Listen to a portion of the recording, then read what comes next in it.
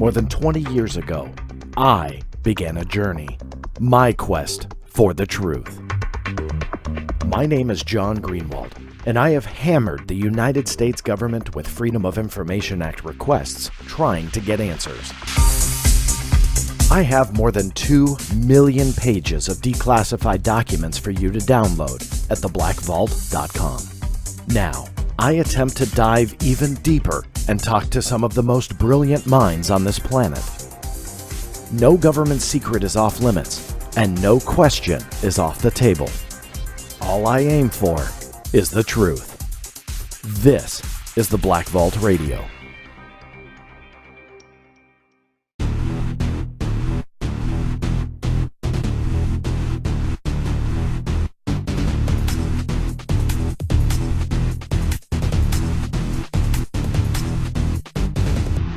That's right, everybody. This is the Black Vault Radio. I'm your host, John Greenewald Jr. You know the drill. As always, thank you so much for tuning in and making this your podcast and radio show of choice.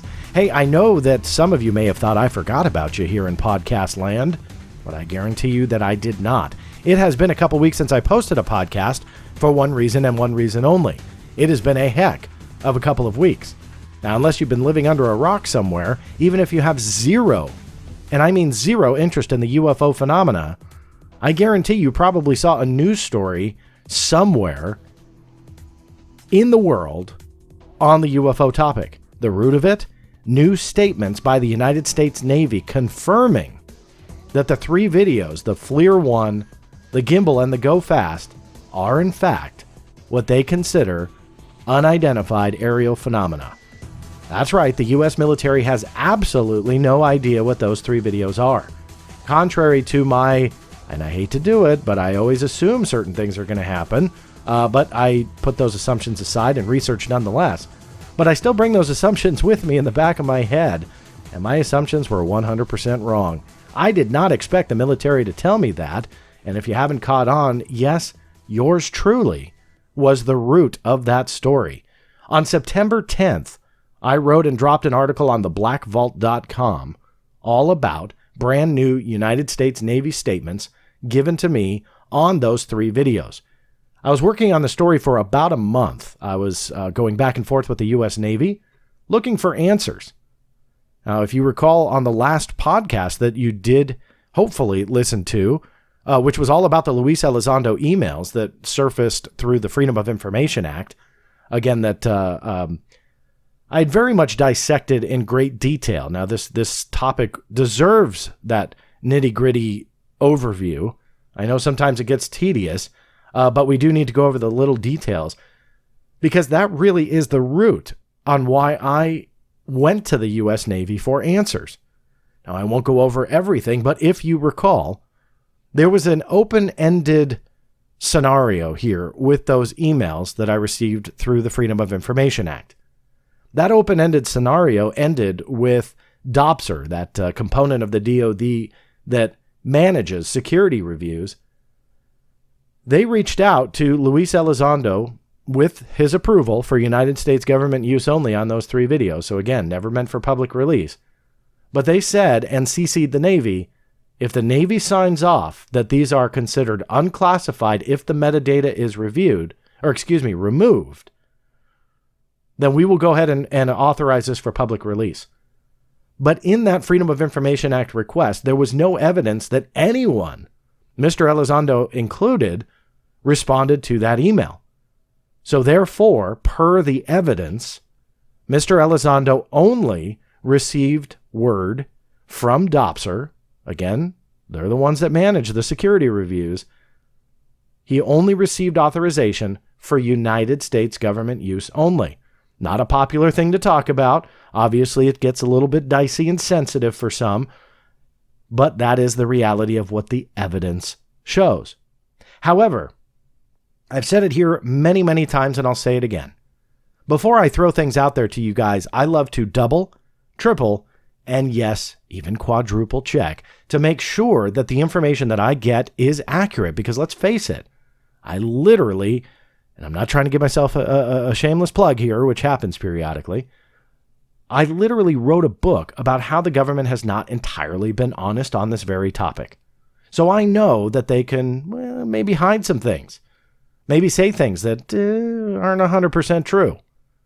So when I got those emails, I thought, okay, we know the root of all of this is the United States Navy. Now it was documented with this Freedom of Information Act release. Yes, we can assume it. Yes, it was pretty much implied that they were Navy videos. But from a legal standpoint, you need documentation and evidence to use in legal requests like Freedom of Information Act requests. So I went to the U.S. Navy, but through the Public Affairs Office, not through the FOIA. Now, full disclosure and truth be told, I do have multiple Freedom of Information Act requests open in the Navy, but I don't have any final responses, so I went through a different route. Even though they may take some time, and yes, they are still being processed, and yes, there will be more to this story. It's actually going to be pretty cool if it turns out the way that I think it will, but who knows? My assumptions are often wrong. But that being said, I went through the Public Affairs Office and worked for a month to get them to address 5 main questions. And those 5 main questions paved the way for me to write an article that I dropped on September 10th on theblackvault.com that then paved the way for an absolute viral international story throughout almost every major media outlet on the planet. Everybody profiled this, and to my surprise and great thanks to those journalists who did, rightfully credited the Black Vault and myself for bringing forward that story. I was very proud of that just simply because I worked hard on it to try and bring that, again, second, arguably third check to make sure that I was accurate on this, because we already had the statement from the Department of Defense and the Pentagon stating that those videos were never officially released. We then had the Freedom of Information Act request documents, which then verified that. But this was my third attempt, or triple check, to allow the U.S. Navy that last chance to prove this part of the story. And yes, it is a big one. Some people say, well, who cares? We got these videos. They're UAPs. Yippee. Well, it matters to the credibility and the heart of the story. Because if it's proven that certain things are not being told 100% accurate to us, who are we to assume that there aren't other things that aren't being 100% accurately told to us? Now, this is a good thing for me, for you. Doesn't matter what side of the fence you sit on. The U.S. Navy just went on the record and said these 3 videos are something we have no idea what they are. Really let that part sink in. The most powerful Navy on this planet, part of the most powerful military on this planet, that flies the flag of the most powerful country on this planet, they have no idea what these things are. They're exhibiting technology that potentially, I keyword here, potentially, do not have today. And the U.S. Navy is not afraid to say, yep, we have no idea what these things are. I was surprised. I really, really was at that aspect of the story. Again, that's where my assumption was wrong. I never like to assume anything, but you can't help but do it. So when I research, I put those assumptions aside, but you can't help but bring those along with you. And I truly thought the U.S. Navy was going to say, John, we acknowledge those videos as real, and we do know that they are drones and unmanned aerial systems, very much like the document said. But we cannot go further into discussion. It's classified technology, or we decline to comment, or something to that effect. That was an out. And it could have been left at that, and it wasn't. So to my surprise, they gave me the statements that they did. And then on top of that, the part that TTSA, or To the Stars Academy of Arts and Science, definitely is not profiling, is the fact that these videos were not meant for public release. And so that was the triple check then on the other part of the story, that these videos were not meant to be seen by you and I. That's also very important. A lot of people think I'm just trying to say, aha, I got you, Mr. Luis Elizondo, that's it. It's actually not about that. I find it really fascinating the military doesn't want you and I to see the videos. That is the most interesting part of this. Yes, I do still question Mr. Luis Elizondo's credibility based on all of the evidence that goes against what he's claimed. But let's put that aside for a second. The most powerful military just went on the record, said these are UFOs or UAPs, what they call them. And then on top of that, they say, we don't want you to see the videos. But essentially, they can't do anything about it. They're out into the public. So it's an amazing story. Don't listen to the spin. Just read the statements from the U.S. Navy. And what I mean by don't listen to the spin, there's a lot of journalists out there that, although a lot of them did great work. Time Magazine, I'm going to shout them out more than anyone else. Time Magazine profiled this story, and I was very thankful they mentioned me and the Black Vault. But that aside, they did a great job with their fact-checking and telling the story. They weren't alone, but they really stuck out to me to really profiling this. But some journalists spun it, made it seem like something it wasn't, ignored part of the statements, meaning ignored the whole not meant for public consumption. And I'm not sure why that is. I know copy and paste journalism is really a epidemic, and it's not really helpful to the facts on all of this, but it happens nonetheless. So be careful with some of the articles out there. Ironically, some of the ones that to the Stars Academy of Arts and Science said, look, this is what we did. Yes, by the way, they didn't credit the Black Vault. Even though I don't want the pat on the back, I mean, any article anybody would read says that. I do have to point out, and I know I'll get flack for this. In fact, I already have on social media for pointing it out. But they alter that narrative. And they alter the narrative to suit themselves. Because at the end of the, aha, look what we did, is a button to invest now. And I don't like that kind of stuff. I've credited TTSA on many, many things, gave them praise where they deserved it.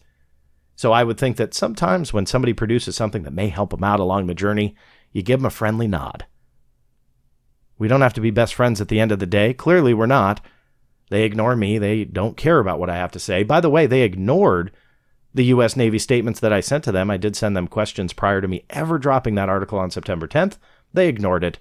However, in the days that followed that coverage, Tom DeLonge was quoted saying that this was unprecedented. That was a quote. He also said that it's a big effing deal. No, I won't say the expletive, but yes, he said the full thing. So this was a huge deal for them. You'd think that maybe they would just tip the hat a little bit. Not because I want to feel that pat on the back, but because you're not twisting the narrative. And that is what bothers me and has bothered me for quite some time, taking me out of the equation. Just bear with me here for a second. They will switch, change, alter, and yes, I'm sorry, even fabricate, it is proven, fabricate visuals to suit an agenda. And that is what we still have to question. But again, I give them praise where they deserve it. And in this episode, I go over each and every statement that the United States Navy gave me. Now, for those who are subscribed to the YouTube channel, you may have seen this already, but this is in podcast form by popular request. If you do not know that I do a live stream, I did this about a week ago. I'm sorry it's taken me this long. If you could tell from my voice, yes, my little kiddos in daycare bring home a cesspool of germs. So I've been suffering a little bit from that. But that being said, you would have seen this about a week ago, but if you have not subscribed to that channel, I'll ask for you to do that because you will see these live. I have a lot of fun. It's on webcam. I have a toll-free call-in line. You'll hear towards the end. The presentation is about the first 50 minutes or so of the audio. And I go through all of the statements, read them, dissect them, talk to you a little bit about how it all kind of transpired. Not only those 5 questions, but the follow-ups. And I show on screen if you watch on YouTube, but rather kind of just dissect the entire process. A lot of people were out there guessing and even making up stuff about me. They even said Tom DeLonge knew it was all going to happen and he predicted it, which is all false. Love you, Tom, because I know you listen to every episode of this radio program, but I know you weren't psychic on this one because you were touting some big news well before the Navy even crafted their statements. So I know that they aren't going to pick up the phone and tell you, not because I don't think they would ever tell you anything, but rather it just didn't happen yet. We all know that your big news was season 2. On behalf of the entire History Channel watching community that likes that show, congratulations. I hope that Unidentified season 2 is a big hit for you guys. And if you listening away from Tom DeLonge, because I'm sure he's tuning in, but if you are listening and were not aware, yes, Unidentified did get picked up for a season 2. That was Tom's big news. Not that he's psychic. But if he does claim that, let me know, Tom. I'd love to know if you do have psychic ability. But that being said, all of this is really made possible because of you guys. The amazing support on social media where you share and like the stories. I know that sounds silly, but that is incredibly helpful to me because it informs other people that aren't aware of the Black Vault, what's going on. And of course, those who have decided to support the Black Vault on Patreon. All of those Patreon subscribers actually knew what I was working on well before September 10th and what I was pursuing with the U.S. Navy. They got private videos updating them on what the Black Vault was doing, why it was doing it, and hopefully what was coming. And you can kind of see that process unfold. It's just one of those small perks, a token of my thank you for that support.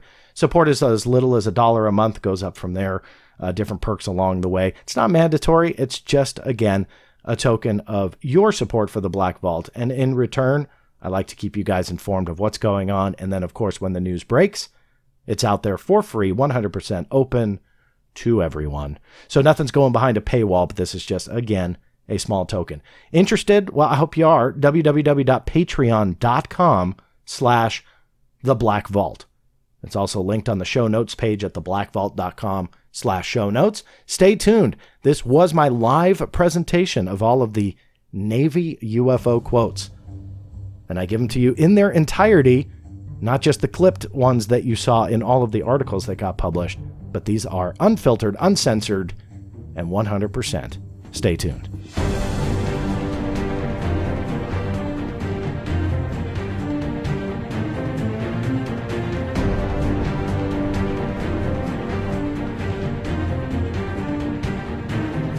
Thank you to everybody who is tuning in live.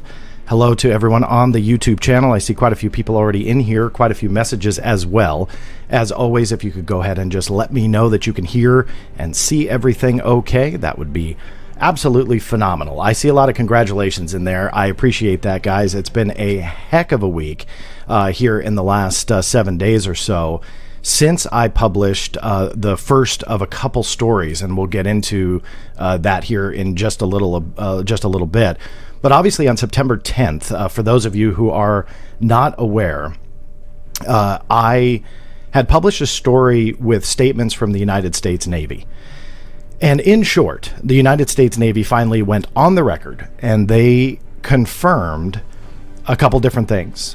First and foremost, the videos that we have been seeing in the media are in fact designated officially by the United States military, namely the United States Navy, who owns those videos, are the ones that shot them. They are considered unidentified aerial phenomena. That is a fairly mind-blowing thing to happen. Now, obviously, some of the TTSA fans out there that have been following this story, well, they knew that already, and that was enough for them to have TTSA say, hey, these are UFO videos, these are UAPs, and that was it. That's okay for some people. If that's what they want, if that is all the proof that they need, that's great, right? I'm not here to tell people how to think. But to have an official word, to have the United States Navy go on the record and say, these are UFOs, these are unidentified objects, we don't know what they are, that to me is where it starts to get interesting. That to me is something that is fairly mind-blowing, because as we go through the quotes, which I promised you all, I will go through each and every one of them. I'm fairly confident that I had published 100% of most of it, which isn't 100%. So you might see some new stuff here. But in the writing of the story, number one, which was September 10, and then a second story followed by me on September 11, I had quite a few different statements to go through and to go over in those stories. So obviously some things get trimmed up and so on, but we will go over everything to you. Now, that was the 10th and 11th of September. Obviously, it took a couple of days for the news to hit the mainstream. That's not totally uncommon. I've seen it a couple times on the Black Vault, mainly with the mind control documents that I posted late last year. That went super viral around the world a couple years ago with the Project Blue Book stuff, which was wildly misrepresented by the media. I've had a gripe with the media, not all the time, but sometimes with some outlets on the way that they treat these stories and the lack of attention and care to the facts, well, that was a prime example of it. But it usually takes the mainstream media a couple days to kind of catch up, see, hey, this is something that's newsworthy, and actually publish it. So the last 2 days have been incredibly exciting, not only for me just to kind of see the attention the story is getting, but obviously for the world. People want to know about these UFOs. They want to know what is the military saying. Obviously, they have gone on the record in generality. And what I mean by that is the Department of Defense through the Pentagon said, yes, we investigate UFOs. That story was broken by Stephen Greenstreet at the New York Post. Obviously, they went on the record with Brian Bender at Politico and said, we are reissuing guidelines, although it was reported as new. That was a little bit incorrect. They were reissued guidelines from 2015 that they were issuing again this year, just updated. But they, again, generally talked about UFOs/UAPs. This is really the first time that people, thank you, Stephen, I really appreciate that. Thanks for that support through the super chat. This is the first time that they have looked at something and pointed their finger at something and said, these videos are UFOs. This is what we consider a unidentified aerial phenomena. That is really what the newsworthy story is this week. They also solidified the fact that they did not release the videos to the public. So in essence, you were never supposed to see them. And we'll get into what the classification is and how the Navy addresses all of that. Now, I'm sure you're probably all very surprised to see, and I'm going to try and watch this chat as well as I can. So I'm going to move a couple windows here, so just bear with me. I'm going to watch the chat as well as I can, but I've got a PowerPoint presentation which will allow me to better illustrate and read to you the exact quotes. That way you guys can see the context. You can see how I was able to reach out to the Navy and how it all came to pass. So again, I will try and watch those chat messages. As we know from last time, that is incredibly hard for me to do. So I will have in just a little bit a text message, or a text number, excuse me, that you can send in your messages, and also a toll-free call-in line. So you'll be able to call in with your questions towards the end. But I think that it is worthwhile because we have a lot of new people to the Black Vault. You just learned about the Black Vault. You may have just learned about UFOs and you have no idea what the news is. So I'm going to do a brief overview. Don't worry, this isn't going to go long. I've got some other video resources on this very YouTube channel if you're watching it. So help me out. Make sure you click on that subscribe button somewhere down on the bottom of your screen there. Click on the subscribe button, but also check out some of the other videos because I go in great depth on some of these issues that I'm going to more just give you the brief overview. Okay, so let me first start with figuring out how to even turn this slideshow on here. Bear with me here.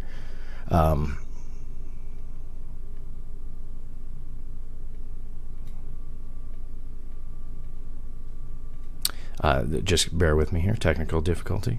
I'm just making sure that I can actually get the slides to turn. Okay.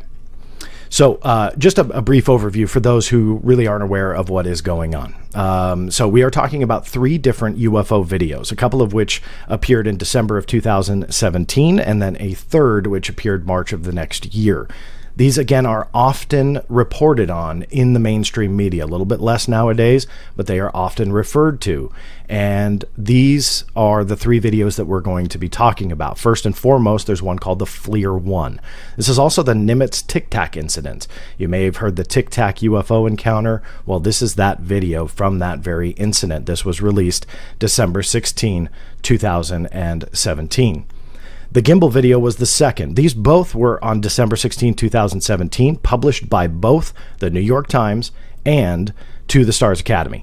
So this is really what the world was introduced to by the New York Times and TTSA. You'll hear me refer to the Stars Academy of Arts and Science. That's Tom DeLonge's group, for those who aren't aware. You'll hear me refer to that as TTSA. That is a heck of a lot easier to say than that full mouthful each and every time. So TTSA and the New York Times published these 2 videos. A few A few months thereafter, on March 9th, 2018, the third video, the Go Fast video, was released to the general public. So that is finishing off the trifecta of videos that we often hear about. Now, we know for a fact that Mr. Luis Elizondo, who is a board member of To the Stars Academy of Arts and Science, is the one that spearheaded the movement to get these videos out into the public. Now, the controversy is when the documentation actually surfaced. First, it was a leak. Then it became official through the Freedom of Information Act that there was no evidence that these 3 videos were released. Now, the leak came, I don't have the date in front of me, but George Knapp from KLAS Television first leaked it, and it's called a DD Form 1910.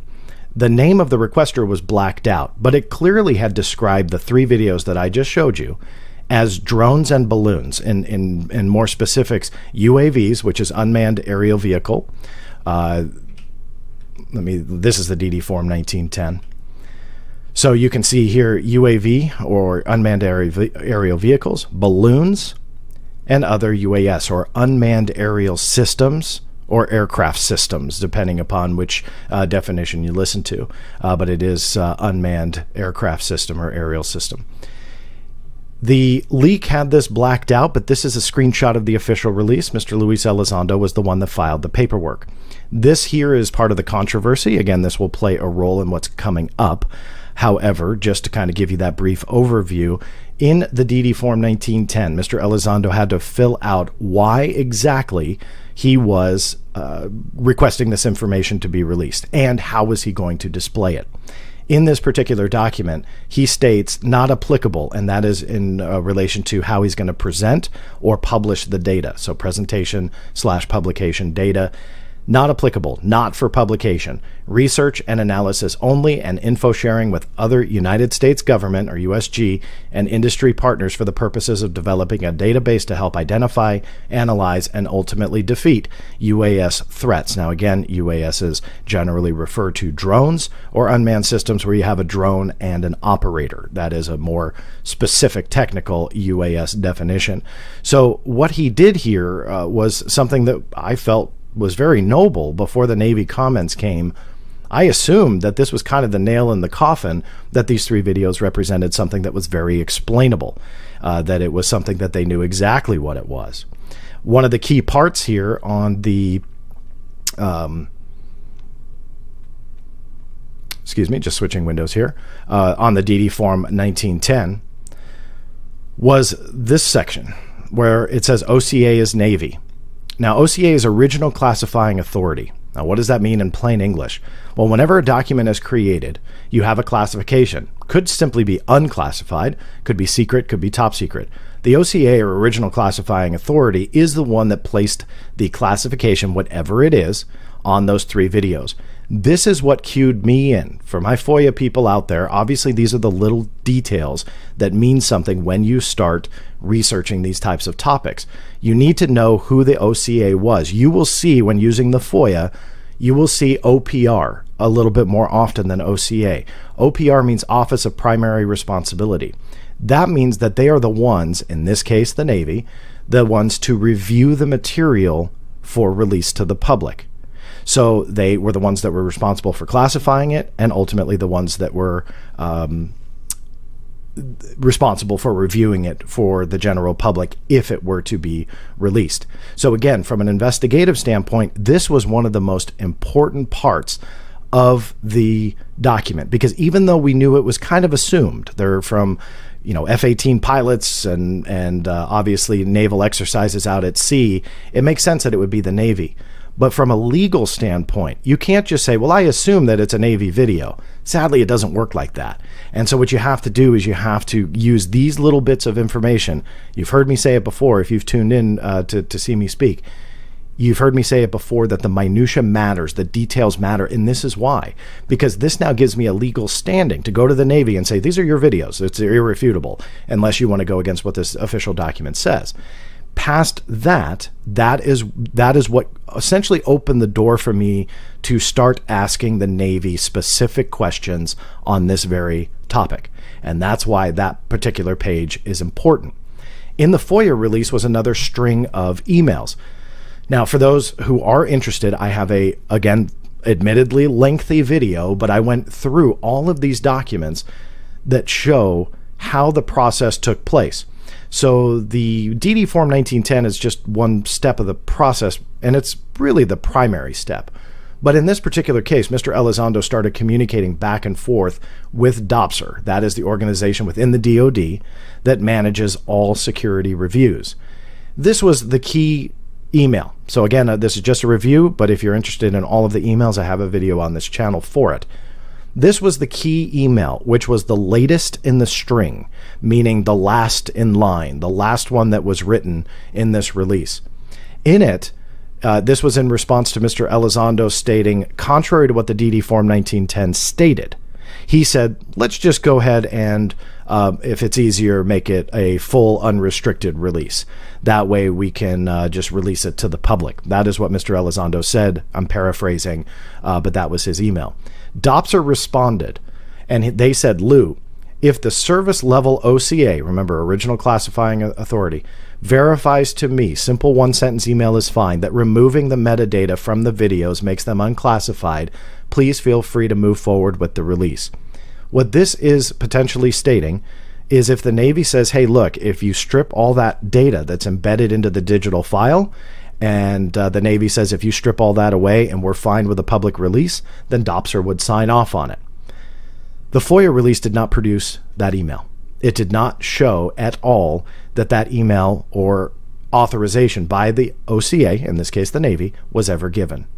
So that was the basis of me now reaching out to the Office of Public Affairs, because sometimes, even though the government and military is a little slow, the FOIA is usually very, very slow. So sometimes through public affairs, you can get some answers, not necessarily documents all the time. You can sometimes, but not usually. They more so give you statements.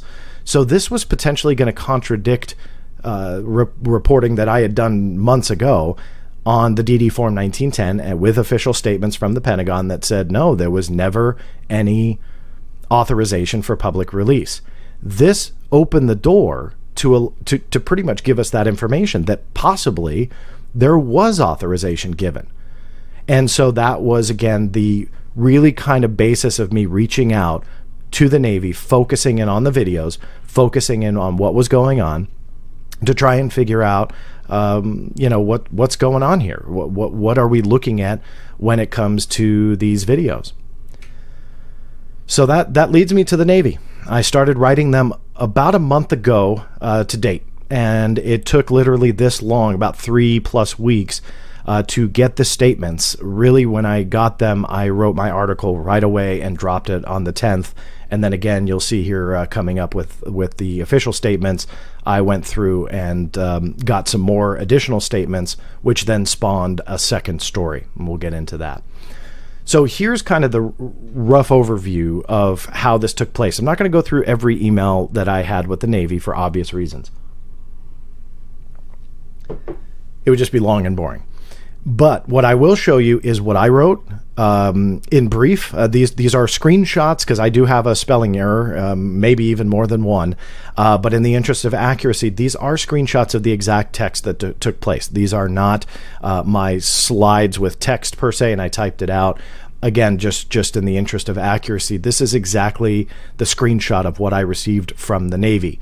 Highlighted in blue is going to be the words of the Navy, and not highlighted at all is going to be me. So we'll go through the statements one by one here, just so you guys can understand the context of how the Navy gave it and also what it essentially means. So I had originally sent 5 questions. We're going to go through all 5 along with the official Navy responses.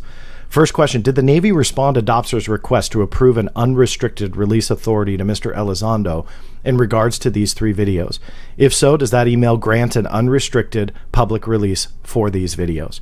Obviously, this stems from that exchange. There was a open-ended, unanswered question that possibly they responded.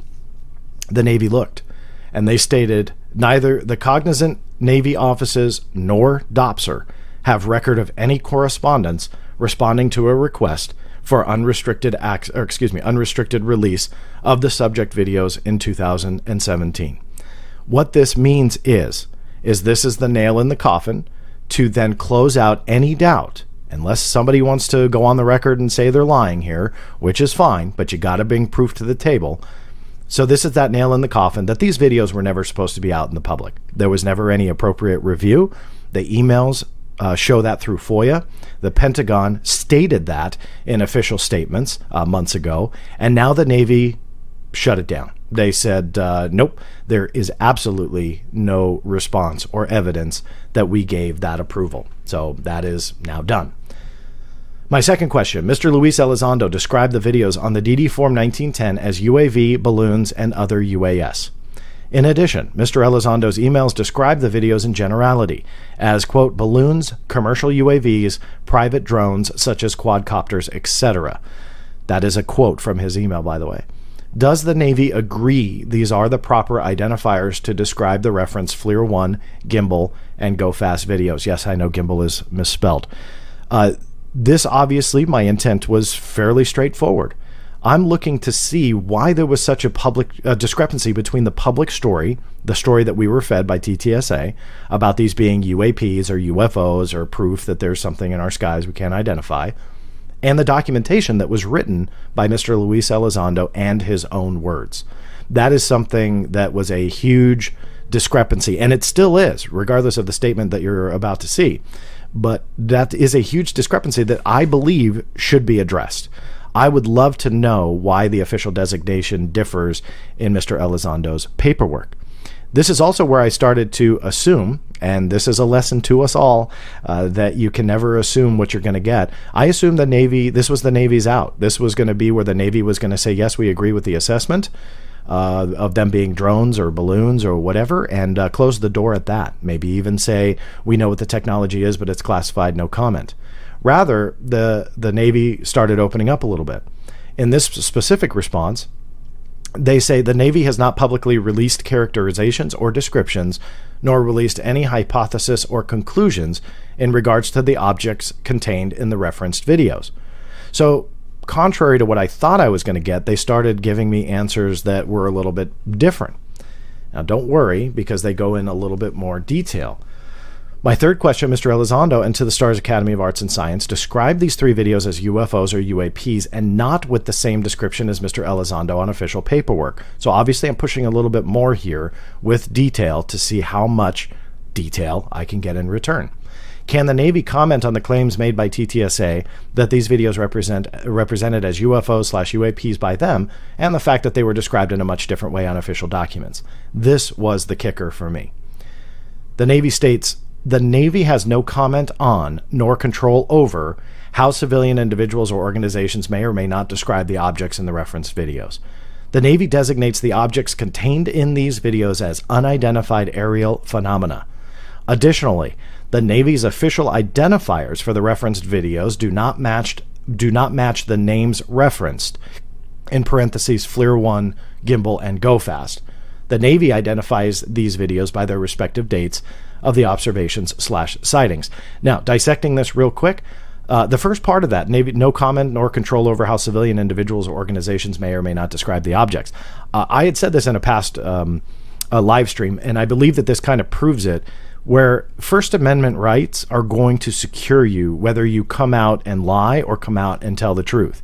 As long as you're not encroaching on any security oaths that you've taken or any clearance that you might have. And the other legal thing is, as long as you're not acting as a spokesperson, the First Amendment will likely cover you. So the Navy's just willing to blanket say, we got no control over how TTSA or civilians represent the video. Nor does it sound like they care, which is kind of interesting. But that second part, the Navy designates the objects contained in these videos as unidentified aerial phenomena. I'll be honest with you guys, I did not expect that at all. Again, they had an out. They had the out of saying, yes, we know what these things are. It's maybe classified technology, no comment past that, or whatever, and shut this down. And they didn't do it. That they went on the record and said, these three videos are unidentified aerial phenomena. The third part about the identifiers for the referenced videos and how FLIR-1, gimbal, and go fast are not the official designators, which is kind of no shock. That's not how they're going to name their videos. Put a pin in that because I'm going to go back to it in one of the follow-ups. But obviously that middle section is the absolute kicker. That is what has gotten all of the media attention. Fourth question, I have a statement from OSD, that's Office of the Secretary of Defense. That is where Mr. Elizondo has said to have worked, and that is not in dispute. What is in dispute is that he did not work on the ATIP program, nor did he have any responsibilities. That was the statement from OSD. So back to my question. I have a statement from OSD regarding the videos, which I will also put below for reference. Again, I'm just gave him some attachments. I'd like to ask, since the Navy was the OCA for them, meaning the videos, if you could comment as well. In question form, meaning sometimes public affairs require questions versus conversation. So that's why I put it like that. In question form, according to the U.S. Navy, were the videos labeled as FLIR 1 gimbal and GoFast ever released to the public, or was the approval only for internal use? This, again, seems redundant, and you're pretty much right. What you do here, though, is you obviously are looking for accuracy, that you're not reading into statements, that you're not trying to make things up, you're not assuming. We see that a lot in the media nowadays, especially with bloggers who kind of pretend they know what they're talking about and start reporting on things that they don't know about. So this is my effort to really just kind of double check, and in some cases triple check, which you'll see coming up. The Navy stated simply, the Navy has not released the videos to the general public. Again, nail in the coffin, but it was a cut and dry, clean statement that said our evidence absolutely shows what we know to be true, which is there was no release to the public. My fifth question on this round. If the answer to number 4 is that the videos were not meant for public release, which again I kind of assumed at that point, can you tell me the security classification of the videos at the time they were requested and the security classification as it stands right now if it has changed? I was also very surprised at this. The 3 videos were/are designated as unclassified. Now that may make you scratch your head and go, well, then why does it matter if they are released to the public or approved for release to the public or, whatever it may be? And it's actually very important. Even though something, either a video, a document, a photograph, is unclassified or can be unclassified, it does not mean that you can release it to the public. It largely means that although it does not have a classification, it can still be sensitive. We see this largely referenced as for official use only. So it's unclassified / for official use only. And so when somebody files a FOIA or maybe public affairs stumbles across it, it's FOUO, and at this point it needs a review before it goes out. In this particular case, those 3 videos were unclassified, but as indicated by the evidence that came out through FOIA, they had information that was embedded inside the digital file that is called metadata.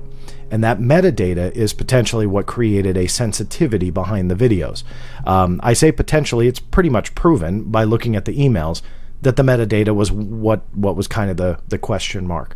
So not to repeat myself, but for those just joining, I do have a video on this channel. I hope you do consider subscribing. There's a button down there below me where you can look at that video, and it is a much lengthier, much more detailed presentation on all of the emails, not just the one that I went over. But anyway, this was a very big surprise for me, simply because I assumed, yet again, wrong to do that, but it's why you ask questions. I assumed that they held a classification, which is why they were holding so firm to the fact that they were not publicly released. So to my surprise, they were unclassified, but obviously they still require a review for release, and that never happened. So those were the first 5 questions that I asked. You do try and limit it for any journalists that are tuning in right now. Obviously, I am not a journalist. I've never tried to be one, but I obviously make a lot of media appearances on television and radio. So my interest is very much in accuracy. Yes, I have started writing articles. I have a lot of fun doing that. But again, I don't go around boasting, hey, I'm a journalist. I'm a journalist. There's people much smarter than I am out there that are writing stories that are real journalists, and credit goes to them. But for me, I find a lack of caring for some of this information. And so what I try and do is make it accurate. And this last week is a prime example. Again, I'm not boasting to be a journalist. I wrote an article, put it out there, and it went viral. Literally, it is on every most major media outlets. Time magazine, shortly before I started this live stream, dropped their story on it. We have Fox News covering it. We have Vice News covering it. Popular Mechanics is covering it. Every British newspaper that I've seen is covering it. I've also seen it in 6 different languages so far. So it's getting quite a bit of attention. So that's my intention. That is my intent, and it always has been, is accuracy.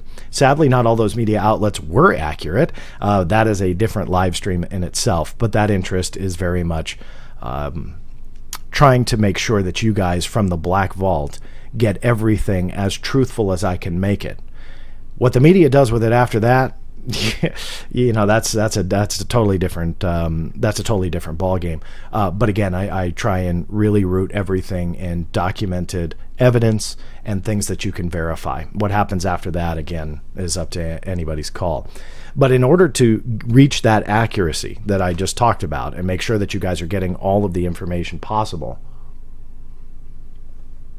I took those statements that I got and created some follow-ups, because again, I wanted to make sure that I was accurate with taking what the Navy gave me and then giving it to you guys.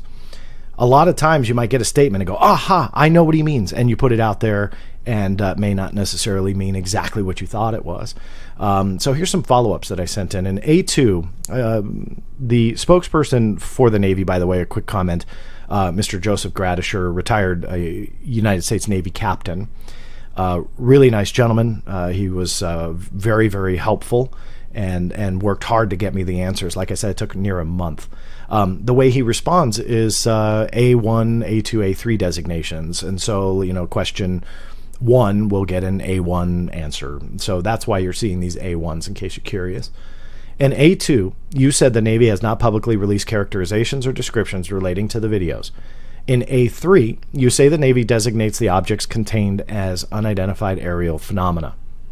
My confusion is why Mr. Elizondo would identify the objects as UAVs, UASs, and balloons when the official Navy designation was UAP. Is there any explanation for this? So again, I was kind of already asking this, and I didn't get the answer I was looking for. But based on his statements, it created a little bit more confusion. In one statement, he's saying we're not releasing any characterizations, but in the next, he says they're UAPs. To me, that's a characterization. Maybe a little bit semantic, but that was a little bit confusing. So this is why you kind of paved the way and asked that question. The Navy stated, you have to contact Mr. Elizondo on his descriptions. I can't comment or speculate on how/why he referred to them in that way. I did reach out to Mr. Elizondo, so everybody is aware. In fact, I've reached out to him multiple times throughout the stories that I've written. It's all been ignored. I do write his personal address and also to the Stars Academy on the first, and this will come up towards the end, but in the first story that I did, where the Navy came out and said, hey, these are UAPs, but you weren't meant to see them, I reached out to TTSA, and including their, not only Mr. Elizondo's private email address, but also the public TTSA address. They acknowledged that they received the letter. I never heard anything back. So my guess is it was someone who had no idea that they hate me, and so once they found out, they never responded again. So I never got any comments. So you'll notice in my stories that TTSA and Mr. Elizondo failed to respond to requests for comments. Sadly, I mean, I reach out every time, and I've got all the proof of that, but sadly they don't want to respond, which is fine. Hopefully one day, though, they will address some of what we are going to be talking about. Here is, again, an effort to make sure that I am not misunderstanding anything. What I had asked Mr. Gradisher to sum it up and ensure accuracy. What is publicly referred to as the FLIR 1 gimbal and Go Fast videos are considered unidentified to the Navy. This is accurate. So I was making sure that I did not mess anything up, and I was not going to upset anybody if I start reporting this. The Navy says, here's the quote, the Navy considers the phenomena contained/depicted in those 3 videos as unidentified. That was a kicker statement, and I'm glad that I triple checked, because it was clean, it was concise, it referred to these things as a phenomena, and they have no idea what it is. That to me is one of the better statements that I got that clearly shows the Navy, at least on the record anyway, will admit that they have no idea what these things are. And that to me is something that is pretty groundbreaking when it comes to this story overall, because you have these 3 videos, now they're confirmed as UAPs, and the Navy's going on the record saying that they're a phenomena of some kind, and they have no idea what they are. So that was a double check that seemed again redundant, which produced a pretty awesome result.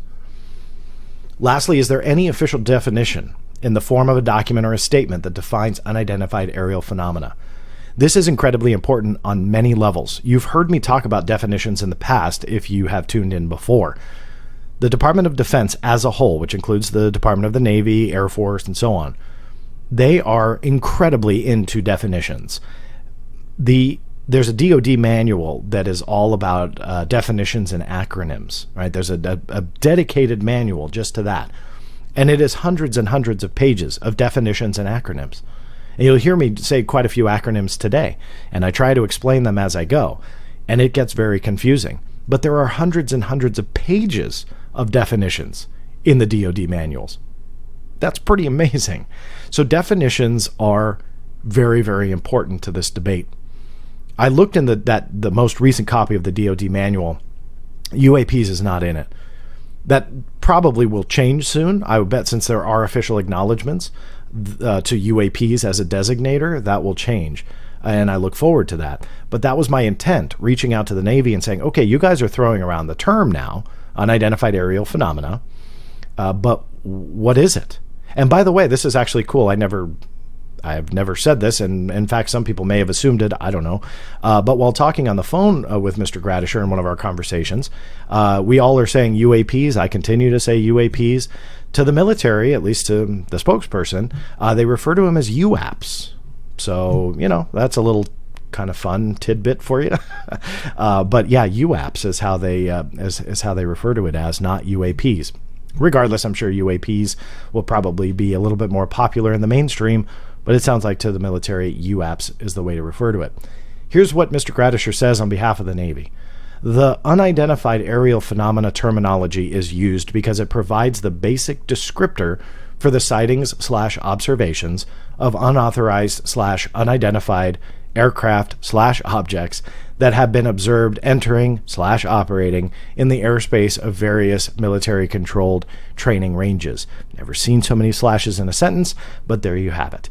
That is the first time that I am aware of that the Navy put a official definition to what a UAP or UAP actually is. That was incredibly important for less for the news, more so for the information, more so for people like me that are investigating these things. For those of you who may be listening that are utilizing the FOIA, trying to track things down, that type of information is needed. So now we have a baseline for how the Navy classifies these objects and how they define them. So now this was pushing forward a little bit on uncovering what this information is. So that completed story number 1. That dropped on September 10th. That is all of the information that you have been seeing. So that being said, that really was the most newsworthy aspect of last week's revelations. It really was. However, there was still a lot of more important information to come from the investigative aspect. Now, this includes dates of the specific cases of what those 3 videos represent. Now, let me say up front, we've known about the Tic Tac incident and the exact date for quite some time. So there was no revelation here. So what I wanted to do, since I had the Navy on the record now stating that these cases were UAPs, was to push a little bit more and say, okay, so now that you've addressed that these are actual cases, and these are things that are worthy of investigation, but they're classified, obviously, can you at least release the dates? And the Navy statement was, as previously stated, the Navy identifies the reference videos, FLIR 1, Gimbal, and Go Fast, by the respective dates of the observations/sightings via those stated file names. So remember when I told you to put a pin in that statement? This is where we call back to it. The Navy continued, those dates are 14 November 2004 for FLIR 1. So again, that's the Tic Tac. We already knew that. That's not a revelation. But now it's official, so that's good. And 21 January 2015 for both the Gimbal and the Go Fast video. Now, that closes the debate on was Gimbal and Go Fast on the same day. That has been a rumor to some circles that they were on the same day, simply because for two reasons. The voices of the pilot, or pilots, it was undetermined, sounded incredibly similar. So the question mark was this film the same day? Is it the same pilot? There's talk about the voices being dubbed in. I'll admit it. I have that question because there's certain things that don't sound right. But regardless, it is now solidified that they were definitely the same day. So Gimbal and Go Fast were the same day. Oh, and the other reason why it was rumored was the heads-up display. So if you were, let me make sure my hands are in the right area, but as I almost knock over my, there we go. So the heads-up display inside the frame of the UFO video, people analyze that. Again, people much smarter than me, probably with a military background, understanding what they're talking about, and determined from that it was likely the very same day. Now, this was confirmation that it was, in fact, the same day. So these were the two. Just a reminder, this was Gimbal over here, Go Fast over here. So I pushed a little bit harder. Here's what I said. Very helpful, thank you. And I'm not sure if the Navy has addressed this, but are the exact/approximate locations known? I know FLIR 1 is said to be off the coast of San Diego, and TV shows have roughly pinpointed it, but has the Navy ever commented on the locations? If not, can they? Thanks again for all of this. Mr. Gradisher was pretty straightforward. We will not be providing any details on individual reports. And that was it. So he shut that off and would not give out any more details. So at least we inched a little bit closer. We got a little bit closer to the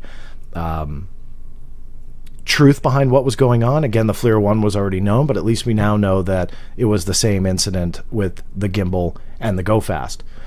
But I didn't stop there. I continued to kind of push for answers. This was leading into then a third story, which I have published. This was just, let me see, I believe yesterday. It's been a crazy couple days. I believe it dropped yesterday morning. And this has largely been overlooked simply because of the enormous amount of publicity that all the other statements that I got, the publicity that those statements got. So this has largely been overlooked. But what I was able to do is get the Navy to go on the record about the fact that the FLIR 1 video was leaked back in 2007. So contrary to everything that you've heard about it being the first released on December 16th, 2017, and TTSA got it declassified, all of that is actually wrong. The video was online, and it's provable, back in 2007. I wrote an article about this. I invite you all to read it. I won't go over all of the nitty-gritty details, but on the Wayback Machine, which is, if you're not aware, it's part of the Internet Archive, and what they do is they create snapshots of the Internet at random intervals. So they'll download websites and articles and so on, and then store it onto their servers. And so on Wayback Machine, you can actually go back and download the FLIR 1 video as it stood on the Internet back in 2007. So the Navy went on the record with this as well. With respect to the 2004 sighting by aircraft from the aircraft carrier USS Nimitz, or CVN-68, that video was widely shared throughout the ship at the time. In 2007, one of those crew members posted the video on the public web. In 2009, the online post of the video came to the attention of Navy officials who, in consultation with Navy law enforcement personnel, decided not to pursue the matter. Given the time since recording, approximately 5 years, the widespread distribution of the recording within the ship at the time of the recording, and the size of the crew at the time, approximately 5,000, it was determined that there was no way to accurately determine who might have released the video. Now, that's a long statement, obviously, and a little bit dry, but here's the importance behind it. It proves that the Navy absolutely cares about these videos being out into the public, even if they are unclassified. From an investigative standpoint, when they looked into it, there were 5,000, this is my word, not the Navy, but essentially 5,000 suspects that could have leaked that video. And so what is the Navy going to do? They're going to interview 5,000 people. Where were you on the night of, kind of thing? And the likelihood behind that producing anything worth their time, in my opinion, would probably be pretty nil. And so they opted against it. Now, when I read this, of course, I am going to ask about the gimbal and go fast, because those weren't, as far as I know, ever leaked prior to December of 2017 and March of 2018. And Mr. Elizondo is largely credited by hundreds and hundreds of news outlets as the guy that put that out. Spearheaded the movement. TTSA's taking credit for those videos. It's fairly straightforward. But now that the Navy is going on the record and the Pentagon has gone on the record and says, no, you're never supposed to see those, I started asking about that as well. Now, let me just back up. So I started asking about that and saying, are you going to investigate that as well? Or are you, or can you comment? And I forgot to put the slide up there. I'm sorry about that. That's what I was looking for. But it was very short and sweet. You can see it in the article as well. It was essentially, we are not going to comment on the two other videos. So they shut down any way for me to ask for information. So I apologize that I did not make that slide for you guys. But again, it was a one-liner decline to comment type of deal. You'll see that in the written article as well. But this was largely overlooked simply because of, again, that massive publicity for everything else, for everything else that was received last week. I want to give a shout out. I don't know who actually got this quote first. I did get it from Mr. Gradisher, so it is legit. But the definition that I had read to you before, somebody started asking a few more questions, and so Mr. Gradisher either changed that statement, didn't alter the meaning, that may be a poor way to say it, but more expanded it on the definition of a UAP. He sent this over to me so I could disseminate it as well. I want to give the shout out to at least Roger Glazel, who's a blogger from Sweden who does a lot of great work pressing for answers as well. So I think that he may have been the first one to get this. I don't know. But regardless, I want to shout him out anyway because he does a lot of great work. Don't know if you're in the room, Roger, but shout yourself out if you're watching live. But definitely he is a blog to look into. But I'll read this to you guys because, again, I did not publish this. I haven't written an article since I got this statement from Mr. Gradisher. I probably won't, simply because I think it's just an expanded version of what we already went through. But it's interesting nonetheless. Unidentified aerial phenomena is a term we borrowed from the UK. It's any aerial phenomenon that cannot immediately be identified. The wide proliferation and availability of an inexpensive unmanned aerial systems, UAS, isn't contradictory. It's just when the UAS is not immediately identifiable, we refer to it as a UAP. A quadcopter is immediately identifiable. As we've previously acknowledged, the number of incursions into our ranges has increased with that wide proliferation and availability of inexpensive UAS. Additionally, we use the generic UAP term in communications so as not to prejudge the results of any investigation. Any range incursion by unauthorized craft affects the safety of our aviators and/or the security of our operations. Our revised reporting guidance solicits reports of any unauthorized craft, UAP or UAS, observed within our ranges so that we may investigate that range incursion. Incursions/sightings since 2014 may be referred to as either UAS or UAP, depending upon the circumstances surrounding the specific incident in question. That's a mouthful, but I wanted to at least bring that to you guys as well so you had their slightly expanded definition of what unidentified aerial phenomena is. That is, again, very, very important that the Navy continues to go on the record and give us a little bit more information and give us a little bit more data that we can use, not only as an investigator, not only as journalists, but obviously curious minds as well.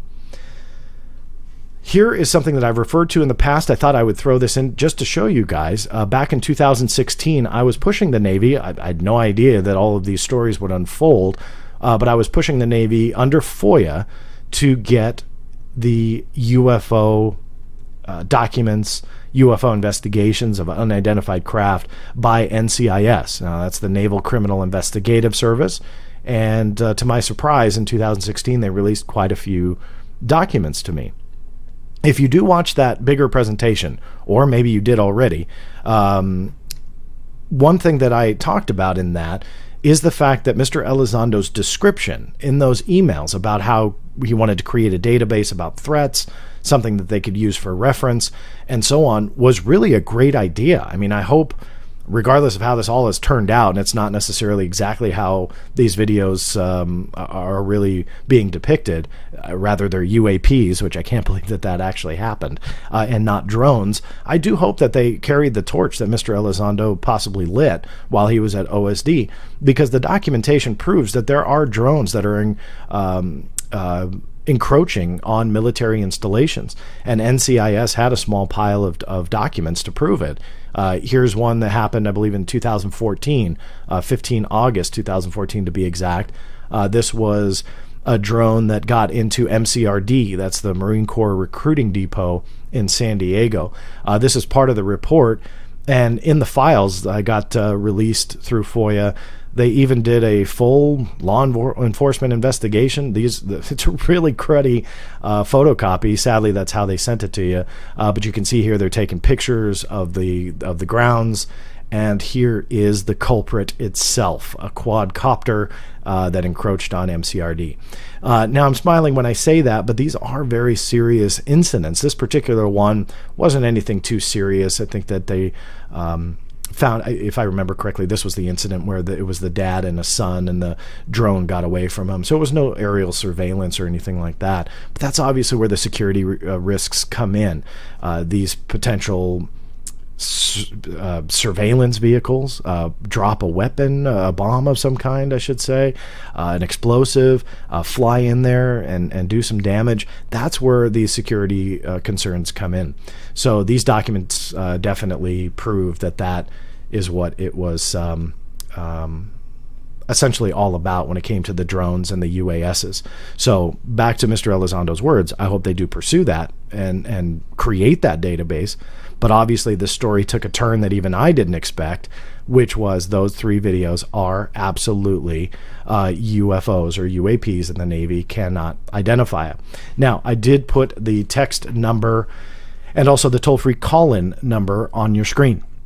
I will definitely take your calls. If you're not aware the way that it works, if I can get you when you call in, I will do that. If not, you get put on hold. You'll hear some music. Sorry, I can't feed the live feed to you. So you just have to listen through your speakers. And then when I pull you on, make sure your volume is down. The text number is 661-888-2568. So again, make sure that you just text that number, 661-888-2568, or feel free to give me a call, 866-856-9722. Again, 866-856-9722. I will go ahead and answer whatever you've got. I'm going to go ahead and check the chat room here. Feel free to put these... I think I know who this might be. Give me 1 second here. Hey, Jesse. Hi, John. Hey, how are you? I'm good. I hope you don't mind me shouting out your first name there, Jesse. No, of course. I have a couple of names. Don Eckert busted me about 7 years ago. So. Oh, okay. Well, Jesse, the man, the myth, the mystery. What can I do for you? Did I lose you? Well, oh, you're still here. Comment number 1. Are you? I got a bad cell phone connection. I think you might be on a cell phone, Jesse. I think I might be losing you. John, are you there? Yes, I can hear you now. Okay, first comment. We can all work together, ufologists, old guard and new guard, even though the new guard has been very difficult on us. Yes. What you've been doing in the past 2 years on this particular case, the kind of flack, the haters we've been labeled as, we're not haters. We just want to get to the point here. If you're a shareholder in TTSA, how could you feel confident that you're getting qualified information on a timely basis as to what this company is up to? You are owners of this company. You get nothing. You get just as much as the DOD and the Pentagon gives you. Nada. These people have an agenda. We have no idea what it is. And they have taken over the UFO community and decided to demonize anyone that has been in the field for more than, I want to say, 10 years. Yeah.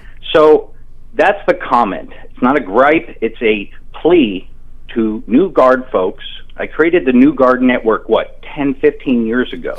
And here it is. There is a New Guard. And we all know who these kids are. And they're smart kids. I'm not a kid anymore. But I want to support them. They have to get real.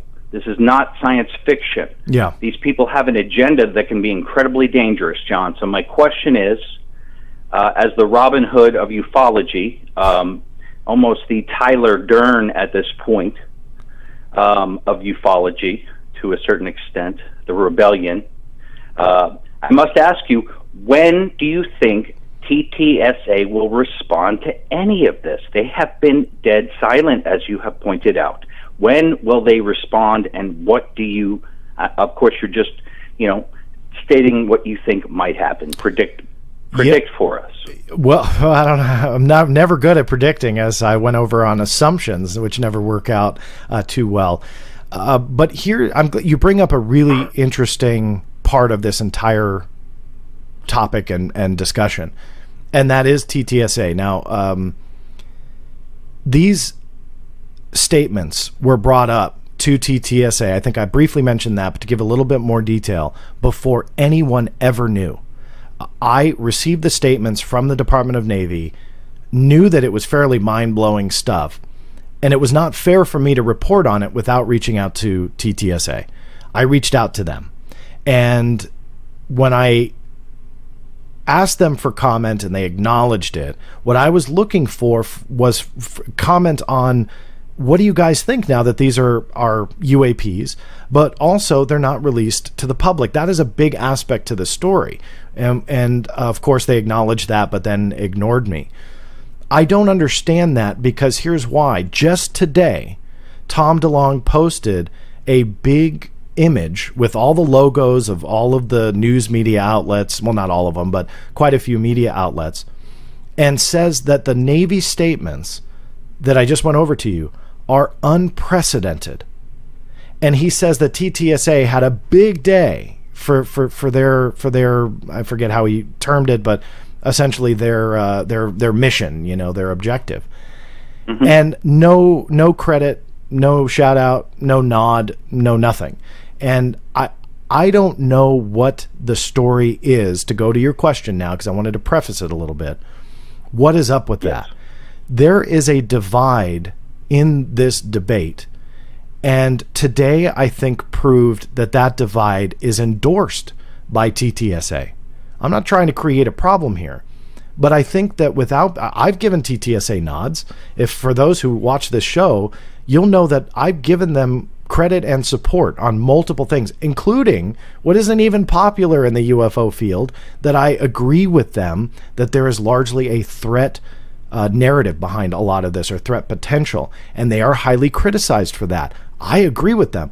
So I think that divide at this point is endorsed by TTSA, given the fact that of all the people that could have written about this, I was the one that actually pushed. I'm very much known as a critic towards them, very hated by some of their bigger fans. Like you said, people just don't want any opposing views.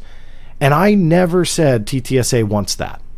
And after today, I think it's kind of obvious. And so moving forward, will that divide ever go away? And I'm not sure. I gave them an opportunity to be involved in this story when I dropped it. Now, of course, they're involved because they brought the videos out. I get that, okay? So I'm not trying to take away from that. But what I mean is that I reached out to them to try and take the story to the next level. Mr. Elizondo knows things that I don't. He could definitely add to this story. But I think that in order for them to get rid of that divide, they have to address the other statements that they don't think are unprecedented. And that is one of the most fascinating, mind-blowing, depressing, frustrating things about this, because we went over the really cool admissions by the U.S. Navy. But keep in mind, and Tom DeLonge thinks they're unprecedented, blasting out to 700,000 followers of his on Facebook alone, look at what TTSA is doing. I don't know what happened to the Black Vault there, but whatever. But that's right. That's the power of what he thinks is in regards to a official statement.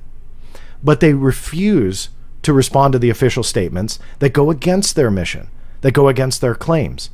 And I think today, going back to it, and I'll punch the note again, I think that they are endorsing this divide, and it's sad. The same reason that I give a nod to them, even though I'm highly critical for certain things, it's not that I want the pat on the back.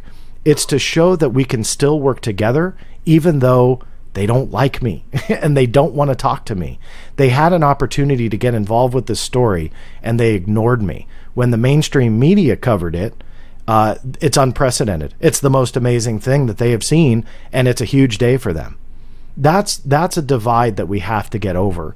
Again, it's not about giving me a pat on the back. This is a good thing for all of us, but they should acknowledge that it's a good thing for all of us, and that they don't do that. So I hope the shareholders are happy. I really honestly do. I know some of them.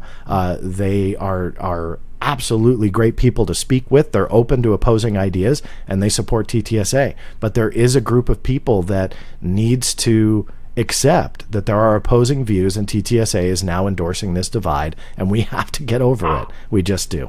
So I don't know if that directly addressed your question, but I think the last day or so has proven we need to work on this. And if TTSA is watching, I tagged Tom DeLonge when I announced this live stream. Tom, if you're watching, I'm here for you. I mean, I've got toll-free numbers that you can call, email addresses. I am the only one that operates the Black Vault. So any way you try and contact, you will reach me. They're always invited, but I think that we have to have a very serious conversation, because today proved beyond a shadow of a doubt, Tom DeLonge and TTSA loves official statements. So what happens to the ones that they won't address? Go ahead, Jesse. I'm going to say something finally. I always end up agreeing with about 98%. This time it was a little less because I differ with you on the threat. Uh-huh. However, it's my last comment to people who have issues with this group, this old guard, this diehard purist ufologists that exist. We're not going away. We're here to help. But ask yourselves this. Why are these people unavailable? Why are they hiding from answering any questions?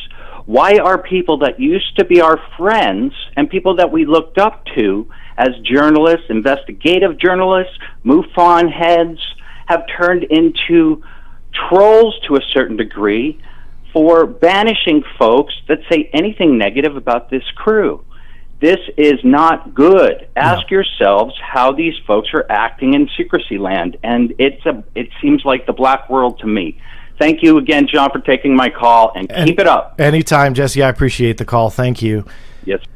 So, in closing on his statement, he's absolutely right. Like I said, that there are many TTSA supporters that I get along with. There's no problems. They are amazing people, just like you, just like me, just like everyone. Some are probably in this room. The problem, however, is the fact that you can't have a discussion with certain TTSA fans and followers, and that's the problem. And those are the ones that I refer to as that cultish mentality. You're either with us or against us. And that has to change. And I hope TTSA joins me in that and bridges the gap a little bit. Let's have a tough conversation, address some of these official statements that they want to ignore. Eric is sending in some texts. Eric asks, how do we know these are still not top secret drones? To me, it's just easier for the government now to call them UAP, so these drones can still be kept top secret. Also, okay. So, Eric, you bring up an excellent point, and it is one that I am struggling with right now. Would the Navy find a better advantage to say they're unidentified and get all of this publicity to their statements, or would they just say this is classified technology? And I'm struggling with that one because I don't know the answer. I really don't. Is it possible? Absolutely. 100% possible. What I also think is a big possibility is the fact that the Navy doesn't know what these are, but maybe it's the Air Force doing some tests. Maybe a little less likely, but hey, that's a possibility too, that the Navy is going on the record because they're being kept in the dark, that the Air Force is testing and implementing top secret technology, drones, and capabilities that we just have no idea. What better way to figure out what those capabilities are than to test it against the strongest Navy and the strongest military on the planet? And that would be ourselves. But in order to truly test those capabilities, you can't tell everybody. You can't say, hey, by the way, there's a top secret drone that's going to be in this particular area, so make sure that you just, watch out for it. No, you can't do that, depending upon what capability they want to test. So they leave the Navy in the dark. And it could go to the highest echelon. I mean, we don't know. Again, not top of my list, but absolutely a possibility. So just because the Navy is saying that they are unidentified, we can't just jump to aliens. I know that that's a given to some, but we need to hear it too, and we need to say it. It does not necessarily mean extraterrestrials. But I will say from my standpoint, this is a personal thought, and then I've got a caller. I'll get to you, Las Vegas. This is my personal thought, and that is, if the Navy, the strongest Navy, part of the strongest military on the planet, is willing to go on the record and say that they have no idea what it is, that to me is mind-blowing. I say it that way because of the strength of what they are saying by saying that these things are unidentified. I truly believe they would be better suited if it is drone technology, even at the highest levels of classification, to just simply state these are classified pieces of technology being implemented and or tested. We have no further comment. That's it. And you would not have the publicity that you've had in the last day or two. So would they do that? Would they create a narrative that wasn't true? Because there is now more attention to the fact that there are unidentified things in our sky that the U.S. military can't identify, versus if they just said, yeah, this is classified technology. I'm sorry, we can't comment, but we know what's going on, guys. Sleep well at night. That's a lot better, in my opinion. But that didn't happen. So again, that's just an opinion. But Eric, you bring up an excellent question, and it's one that's unanswered. I can't answer it for you, but it's one we definitely have to consider. So my caller from Las Vegas, sorry to keep you on hold there for a couple minutes. Who's this? Hi, this is Stephen Padilla. Hey, Stephen Padilla, how are you? Good, I'm good. Very good. A few questions real quick. I'm sitting here thinking, do you think the Navy anticipated or expected that that it would be admitting that these videos are UAPs, or at this moment? I mean, did they expect this? Did they expect that the videos were going to be released to the public and make a stir like this? I mean, do you think that they knew all this ahead of time? Meaning, did they expect the media blitz of attention? Is that what yes, and and them admitting that the videos are UAPs. I'll be honest with you.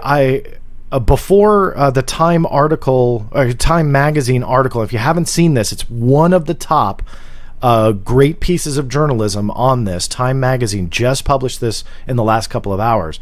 They reached out to Joseph Gradisher, the spokesperson, to obviously authenticate what I had published, but ask a few more questions. And why I bring this up is in that article, Mr. Gradisher said that he was surprised at the attention that the story got. And I'm paraphrasing here because I don't have the quote in front of me, but he essentially says that he's glad at the attention because he wants to destigmatize, talk about a word from Mr. Elizondo on what he says a lot, but destigmatize the topic. And so he wants to encourage more pilots to come forward. That, I think, answers your question from the U.S. Navy side, where he went on the record and said he was surprised, but essentially encouraged or excited about it because it may help more pilots come forward. Now, before that statement, I will say this, Stephen. I would be surprised if they didn't think that this would be a big story on thinking this through. You know what I mean? Like, why wouldn't it be a viral story if the Navy goes on the record and says, we have no idea what these are? I would think that the Navy is going to really assume it'll probably hit the mainstream media, at least eventually, because that is a big statement for them to make. So I think that they were probably expecting it. But then again, he goes on the record and say that he was really surprised. So I'll punch it again. Never assume anything. Right. And other question, you mentioned about that video being leaked out in 2007. Yeah. And I was reading what you showed up there. They said the Navy said they could. Too much time has passed, and there was 5,000 crew members on the ship. Did they think that leak of the video came off from somebody on the ship? That's correct. Yes.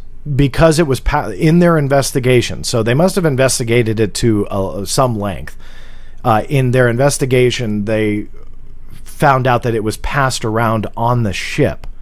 And so at that point, whomever was the original source, if they could even determine that, all of a sudden you turn one person into many. And according to them, they were, and I'll go back to it really quick, they were essentially, it would be an impossible scenario to try and figure out how this happened, and for them to try and figure this out. The exact quote was given, and I'm going to read this here for those who can see it on screen. Given the time since recording, approximately 5 years, the widespread distribution of the recording within the ship at the time of recording, and the size of the crew, approximately 5,000, it was determined that there was no way to accurately determine who might have released the video. So obviously, once it was passed around and they determined it was passed all over the place, there was no way for them to determine that long after it happened who actually was the source of starting to pass it around, and then essentially someone who did get it passed to them put it on the internet. So I think that was the issue there, that they just had 5,000 suspects and there was no way that they could figure out who or what did it. I've never seen that video till TTSA released it. Did you know about that video? I did, yeah. Well, no. And let me rephrase that. I was aware of the leak after the fact, but no, I was not aware that there was a leak when TTSA dropped the FLIR-1 video. So that was the first time I saw it too. I admit that. For those fans of Above Top Secret, my guess is you probably saw it on there if you read all of the threads. It is a thread that you can still visit today. I did link it over in my article that you can visit and kind of see how it was written, because there's a much bigger story there. But that was in 2007. So for those fans of Above Top Secret were probably aware of it and had seen it. But me personally, no, not until TTSA dropped it. We saw it on the YouTube channel, New York Times. And then it was about 2 or 3 weeks before people started coming out with the fact that it was the same video, that it had been on this German production company web server back in 2007, had since disappeared. But for those who aren't aware, there was an interview done by one of the bloggers who wrote the article, and kudos to them. It's a long German name I can't pronounce, but that being said, it's linked in the article and credited as such. But they reached out to the present day German production company, which is called Vision Unlimited. And they asked him, how did this video... Right. You have that stated on your Black Vault. Correct, yeah. No, I'm just giving it that. to people that are watching that haven't seen it yet. But essentially, Vision Unlimited said, we have no idea how it happened. So it was very interesting on how that unfolded. But nonetheless, yeah, that was the first time that I had seen that video. And my last question is, what's your next move? Well, What? my next move, well, I do have a couple things that may be planned here that hopefully will be published soon. I hate teasing unless I tease something and it's like an hour away, I'll tease it. So I don't want to give away too much, just simply because I don't know how it's going to unfold. What I will say is, what is next in a broader sense for me is you got to keep pushing, and that's what I'm going to keep doing. I'm going to keep in contact with the Navy and keep in contact with other agencies as well. And obviously these official statements are great in the short term, but in the long term, we have to utilize those to file FOIA requests. That obviously these statements played a huge role in FOIA requests that I filed through last week when I got the statements. And obviously you sit down, you digest it, and you go, okay, how can I utilize this statement? And that's another thing that I think some people don't realize. Stephen, I believe you will, but some people that might be listening, like, why does it matter if the Navy goes on the record and gives an official statement? And the reason is, from a legal standpoint, that is then sourceable, just like a document. And an official statement then goes on the record. So unless they come out and say, we were wrong, which is, it happens, but unless they do that, you can then use that official statement in a FOIA document. And that is something that you can use in FOIA appeals, FOIA requests. So again, all of those listening or watching right now that are utilizing the FOIA, just know those statements are incredibly powerful when it comes to a legal document. And that's something that you can insert into your letter, utilize it, and get more information out. So that's what's next for me, Stephen, is to just keep pushing on both fronts. Some things I can do through public affairs, other things I have to do through FOIA, but they work in tandem for me, and I love pushing. So we'll see what else I can come out with. And I appreciate it, and I thank you very much, John. Thank you, Stephen. I really do appreciate your support. Thank you. For those of you still watching live, I appreciate you doing that and taking the time. You can see that there are call-in numbers, a toll-free call-in line, also a text. If you want to text your message, I'm going to read another one here. Well, I know who that is, but I'm going to have to put you on hold there. I'm going to read a text message. But if you want to text, it's 661-888-2568. And that is your text. And the call-in line, 866-856-9722. For that caller, just sit tight for me, because I'm going to get to this text message, and I'll get to you, I promise. Here is one, no name. Do you think this has anything to do with Space Force? And what do you think Space Force will comprise of? A actual Space Force at a ground-based force controlling satellites or drones? What are your thoughts? If I follow you correctly with the Space Force, that obviously is a big rumor right now. It's not one that I really buy into. I mean, I think with the Space Force objectives and so on and so forth, I think what a lot of people don't realize is we've kind of had a Space Force per se. We've had the United States Space Command for many, many years. I think what Trump's vision was a little bit different than how it got played in the media, but regardless, things are starting to unfold. I personally don't think that this plays a role in that. I truly believe that the Space Force objective is to watch the threats from above. And yes, that means Iran, that may mean China, that may mean Russia, but the next 9/11 is essentially either going to come digitally, or digitally in the sense that it's going to hijack one of our satellites or multiple satellites, potentially use an ASAT weapon or an anti-satellite weapon to bring down our communications. It's scary how reliant we are on technology, which includes our assets in space. And so I truly believe that the Space Force thing is not necessarily looking out for threats, but seriously looking in for threats, because we're really vulnerable. We really are. And so I think that that's what we really have to look into and be concerned by. So I don't believe that the UFO/UAP thing plays a role in the Space Force, but it might. I mean, again, there's a lot of uncharted territory when it comes to the Space Force, simply because we don't have the information yet. We don't see how it's going to unfold. So don't see a connection there, but I do appreciate the text. Now, this should be an interesting call. Sorry to keep you on hold. Who's this? Danny Silva. Danny Silva. I'm surprised to see your name pop up on my caller ID. Thanks for watching. Yeah, man. Great job with the story. We have our issues, We do? Oh, wait, hold on. Yeah, we do. Of course we do. All right. For those who don't, Danny, just hold on one second. For those of you who don't know, Danny runs the Silva Record. Correct me if I'm wrong, Danny. It's silvarecord.com, correct? Yeah. And so Danny has a blog. He often reports on TTSA-related matters. When he says that we have our issues, he's absolutely right. For those of you who follow on Twitter, you will probably, well, used to anyway, because there is a huge wall between us now on Twitter in the form of a block on both ends, Danny, not just my end, thank you. And that being said, Danny, what's your question or comment or whatever you'd like to add? You know, it's a good job that you did. I appreciate that. I was kind of, I think the definition of UAP is a little ambiguous that Roger got back. But regardless, this has been the biggest push since last May, the New York Times story since last May. But I just wanted to call in, tell you good job. You know, hopefully, you know, I really would wish that you would cut out the social media war stuff. And the unprofessional comments, you know, it comes from a lot of different places, not just you.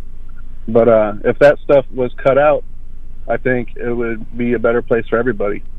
Well, Danny, I'm willing to have a conversation with you, unless you got to go. But the short of it, when you talk about the social media war stuff, I've said it on this before. I mean, I fully admit there are certain situations where I am no peach on Twitter. But you have to admit that when I am no peach on Twitter, it is generally well-deserved by the other party. I don't think so. No, I wouldn't say so. A lot of it you start. You know, sometimes it is. Sometimes it is, sure. You know, and I feel the same way. I get sucked into it. You know, someone makes a bad comment, and then it sucks us in. There is a whole lot of stuff that you start, too. I mean, I don't want to turn this into a match back and forth. I mean, people aren't watching this for that. But I will say, because this is where I want to have a conversation with you. There is a huge. I don't know how long you've listened, but there is a huge divide between, I would say, your camp, which is very pro TTSA, and I don't want to label you. Do you agree with that or disagree? I would label myself as pro. I would label you as anti. I think the camps are hard to always kind of quantify. But yeah, I mean, I think for as much as I'm pro, I think you're also anti. I know you would probably say you're not, and you're just calling it straight. But, okay, let me ask you: was the Navy statements this week, did they help TTSA or hurt them? I mean, that one statement helped them, and that's why I wanted to call in and thank you. And I appreciate that. I'm not looking for a pat on the back, but here's my point. So who brought that statement out and who got it? I'm not looking for a pat on the back, but I'm trying to prove a point here. Who got that? I mean, bro, you don't need to ask me who got it. This whole show has been. I'm just trying. Okay, I'm not trying to argue. I'm really trying to prove a point, Danny. I'm trying to have a conversation with you. So who brought that information forward? Bro, you know you did. Okay. The whole show has been about you doing that. All right. Kick back, Danny. I'm trying to have a conversation. So the anti-TTSA guy that you're labeling me as brought forward some of the best evidence that added credibility to them. How do you label me anti? And that's a genuine question. I'd love to know. It's from numerous statements over and over again. I mean, come on. Like, just looking at your tweets, someone sent me, like, from today. Mm-hmm. You're talking about Tom DeLonge saying he's lying, and if you did that, and blah blah blah. I mean, come on. Wait. Tom DeLonge. I've never said Tom DeLonge was lying. What do you? Come on. This is what I've harped on you about, as making stuff up. No, you quoted. I'm not making it up. You quoted. You should put your tweet on the screen.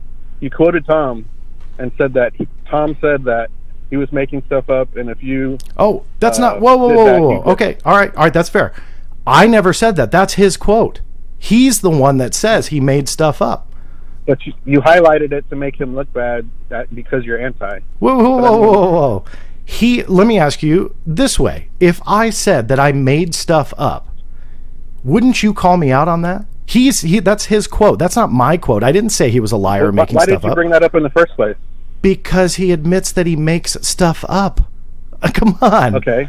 So if I said, hey, Danny, no, I'm not going to turn this into a match because the chat room's getting upset. So here's what I would say to you. if I just told you, you know what, half of the statements that I just read to you from the U.S. Navy, I made up, but it's the only way that I would get people to listen to me, would you think that I was credible or not? I mean, well, why did you bring up the Tom comment? Whoa. Just answer my question, Dan. I've answered everything that you've thrown at me. So please answer one for me. If I said that I made stuff up so people would listen to me, what would you think I'm credible or not? Just yes or no. Was that from the WikiLeaks? No, Danny, this is what he said on a K-Rock interview. For those that don't know, Tom DeLonge was interviewed on K-Rock. I'll see if I could pull it up easily, but I probably can't. I admit it. It's not a good look, but it was an old comment. Okay, and you brought it up today. An old comment that was like like 2 months ago. Okay, so why did you bring it up today in like a battle or whatever? Don't you bring up stuff that I said like 2 years ago? So I'm just saying. So it just shows that you were anti today. So you weren't trying to. Okay. Well, I think the chat. I think that the chat room's getting a little bit upset at this. So I don't want to bore them to death. I'm willing to have the conversation with you, Danny, but you still haven't answered my question. If I said that I made up half of what part of 20%, 30%, it doesn't matter.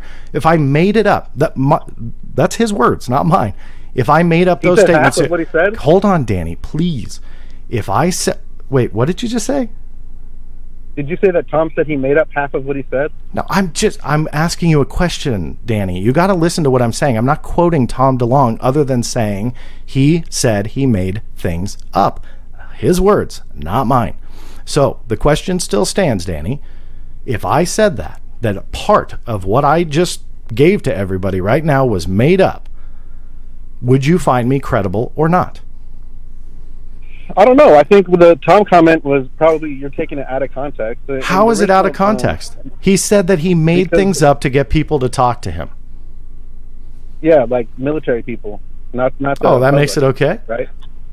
And not necessarily, and I'm not saying that, but you asked me how are you anti, and I said you brought that up today, months later. So I'm anti I didn't spin it.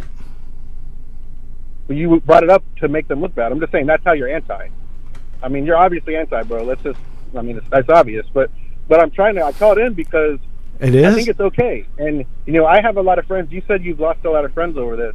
I haven't lost any friends over this, and I'm friends with a lot of people that are anti.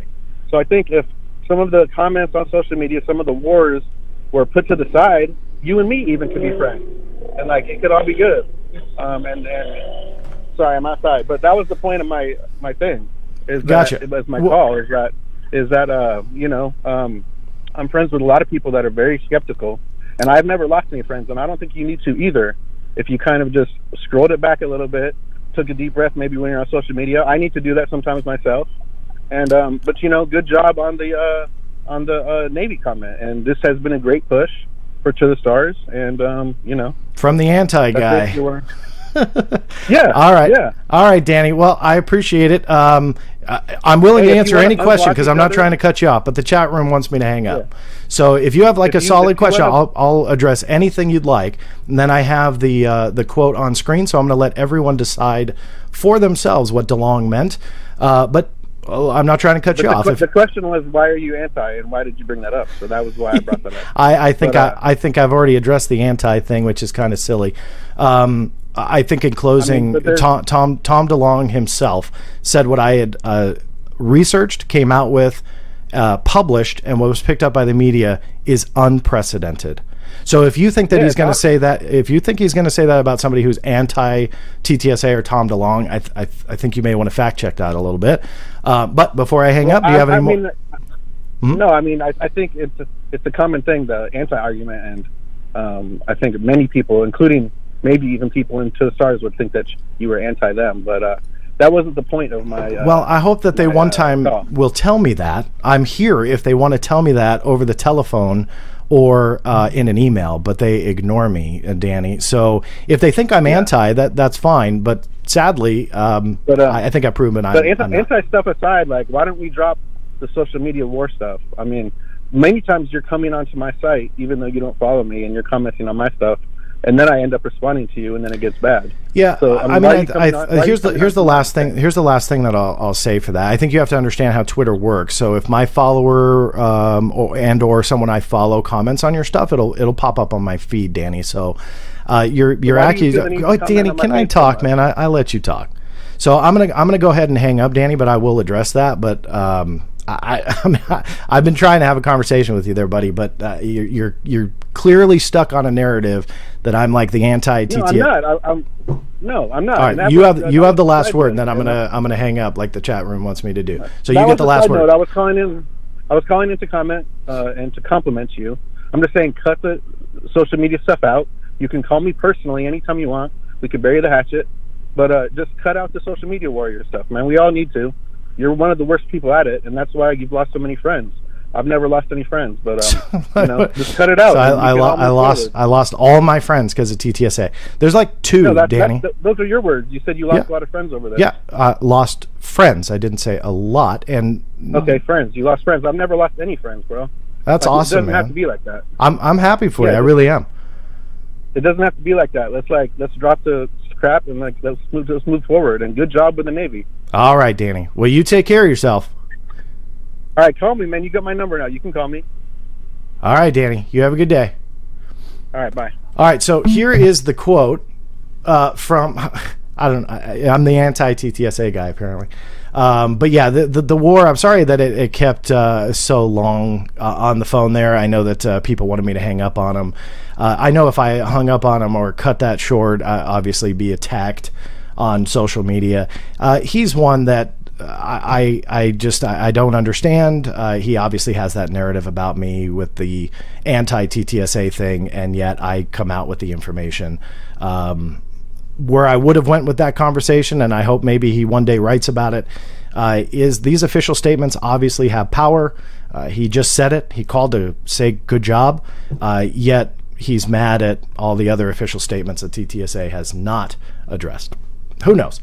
Anyway, UFO Joe, give him a shout out here. He painstakingly translates interviews and so on and so forth. I have verified the transcript is accurate, but if you guys don't know what I'm talking about, a question went to him. How did he, meaning DeLong, get members of the government to speak with him when most everybody else had struck out? Was it due to his tenacity? Tom DeLong, this is a quote. It really kind of was. The very beginning of it, I was playing a lot of very important people off of each other. It was really kind of funny. I was just making things up. I was like, hey, I'm talking to so-and-so. And I got that guy to say, hey, I'm talking to so-and-so. So the host of the show, Kevin, says, and you weren't talking to anybody? And DeLong says, oh, I kind of was, but it was more like handshakes and hellos, you know? So in essence, DeLong wanted something, and in his words, he thought it was funny that he just made things up and got his way. That is why I bring up quotes like that, because if you're willing to go on the record, like I asked Danny and he refused to answer, if I told you guys that in order for me to get you to tune into this live stream, and in order for you guys to listen to me, that I made up part of the Navy statements, wouldn't you tune out? You probably would never watch again. And I think that the fact that he won't answer that is fairly indicative. There's no spin here. I invite you all to go to that website, ufojoe.net. Again, compliments to him for creating these transcripts. Joe is probably not a fan of mine just by social media interactions. I know that he is fairly supportive of TTSA, not quite like Danny, but is fairly supportive, doesn't like all of what I have written, but that's okay. I like to shout out people who deserve it, and he does these painstaking transcripts, and so that's it. So I invite you to read the whole thing, or watch the video. I think it's on YouTube, of his K-Rock interview on the radio. He's making things up. To a researcher, of course I'm going to point that out, but hey, that's just me looking into people's words. Danny's comment about this was so long ago, why was I bringing it out? Let me just look at the date. July. So July 18th was the transcript. Let me see if there's a date of the show. July 17. So yeah, 2 months. So I don't know how much would change 2 months from now, but it's still relevant 2 years from now, unless Tom DeLonge says he was lying. So if you speak the truth, it's true 2 months, 2 years after. So let me see. I think that is all of the text messages. Feel free to call in or text. If not, I'm going to go ahead and wrap this up. Rojas needs to call in next. Yes, I believe that you are right, Eldon Sword. Rojas is always welcome to call in. He is one that I would actually very much like to talk to on here. I think that there are questions that hopefully he wouldn't dodge like Danny did.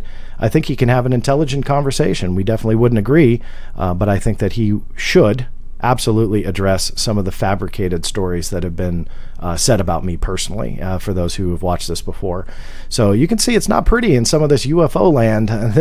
People don't like me if you start researching things. And thankfully, this week, apparently they're okay with me.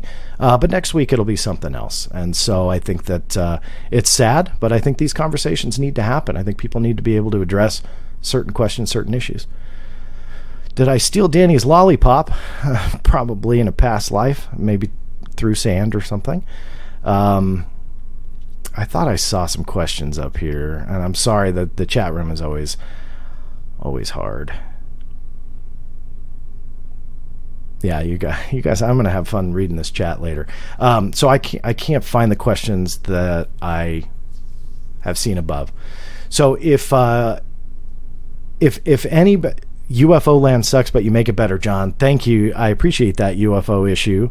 I wouldn't say it totally sucks. I think that there are some definite aspects. I mean, I appreciate Danny's call. I would have loved to have had a longer conversation with him, but as you can tell, I think when you play a different scenario, use the exact same facts but change the names, all of a sudden it's a different story. That's why he wouldn't address whether or not I would be credible if I said that I was making things up.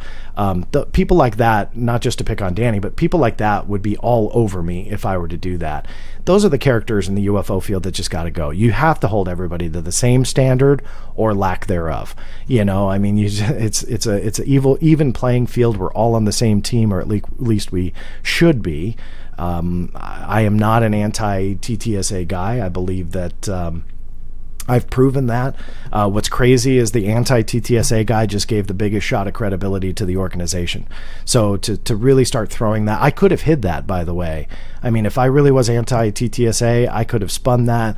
I could have just not published an article. I mean, if you really truly have an agenda, I think people have to realize if you're the only one that got that statement at that point, you have the power to just not give it out to the public. I didn't have to write an article, but that is evidence. This is all part of the story. And I think why I have to justify it, I'm not sure. But just to kind of offer that, I mean, if I really did have that anti-objective, I wouldn't have written the article. And it's quite possible, since no one has asked up until the point I did, that quite possibly no one would have. I'm not saying that I did something no one else would have thought of. That's not what I'm saying. But it's been almost 2 years, and I'd love to know how many people tried to get the Navy to go on the record. I don't know. I don't know how many, but regardless, I think that that's something that we have to ask, and the whole anti thing, I think, is just tiresome. So let me get this call. Hey there, who's this? Hello? Hello? Is this my first crank call? Can you hear me? Hello? Maybe they butt dialed. Maybe that's a big possibility. All right, last chance. Are you there? All right. Caller, if just by chance it was a bad cell phone connection, feel free to give me a call back. Here's a question from the chat room. John, how are we going to know if UFOs are ours or aliens when there is full disclosure? Well, Christine, a couple different things there. I don't think full disclosure is going to happen, simply for a couple different reasons.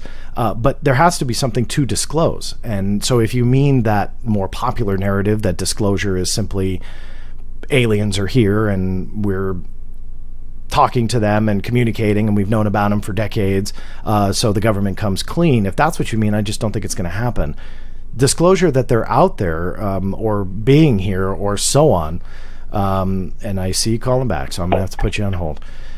The likelihood of that happening is very nil. But again, I go back to that, there has to be something to disclose. And I think part of the national security aspect to all of this is the fact that they don't have an answer.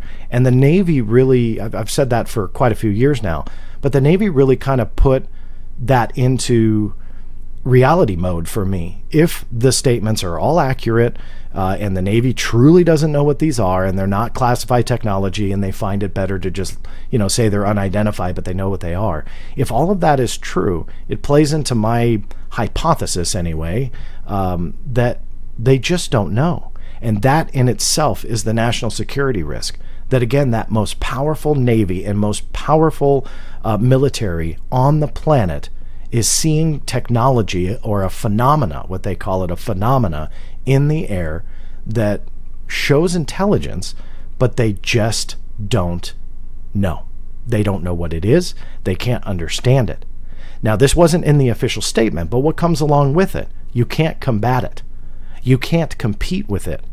It has technology and capability that you don't have today as the most powerful military and Navy in the world. Now, obviously, that's stretching it a little bit. That's not the official word, but that is the obvious way to go from here, is that in itself would be a national security risk, which is why disclosure on any level, I don't think would make sense, because you would not be able to handle, no, not you personally or those watching, but I think as a collective whole, people wouldn't be able to handle that the most powerful Navy, most powerful military is being met by something in the sky that we just have no idea what it is. And so again, then you have to snowball that into, we can't combat it, we can't fight it, we can't communicate with it. So, you have to assume that disclosure is going to happen for that to be true, and I just don't see it. All right, let me get to this call. Let me see. Hey there, can you hear me now? Yes, I can. Hi there, who's this? This is Jimmy D. Hi, Jimmy. I'm glad I can hear you this time. What can I do for you? Yes, I was wondering if it's a thing that we should perhaps put some pressure on the CIA, that they should announce that there would be an amnesty for anybody who wanted to talk about these things. And if they refuse to give that amnesty, press them on why. Well, I think now that we're seeing some congressional and senatorial interest in this, that politicians are going on the record, it depends on what they're going to do next after these classified briefings, because a lot of times when inquiries are held or are underway and hearings are held, sometimes that amnesty is given, where if they invite people in that they want the truth, so they'll say nothing will happen to you, but come in and testify about what happened to you or so on, and then also keeping in mind that could potentially be behind closed doors in a classified setting. So now that we see that interest, maybe that will happen. Can the public push for that? In my opinion, probably not. The public has a long history going back quite a few decades of pushing the government for answers of any kind. Maybe not necessarily, hey, give people amnesty per se, but obviously when you touch on the UFO topic, and the public has in the last quite a few decades, the government and military largely just pushes back. That's why this news is so big this week, because for the most part, they just push back and they say there's nothing to this, go away, stop asking questions. So can the public do that now? I don't know. It would seem to me that if we could get somebody on the record saying that, no, we will refuse to give out amnesty, that would be a real big thing. That if they refuse to give it out, that would be a big thing? Right, because then everybody would want to know, why are you refusing to give amnesty?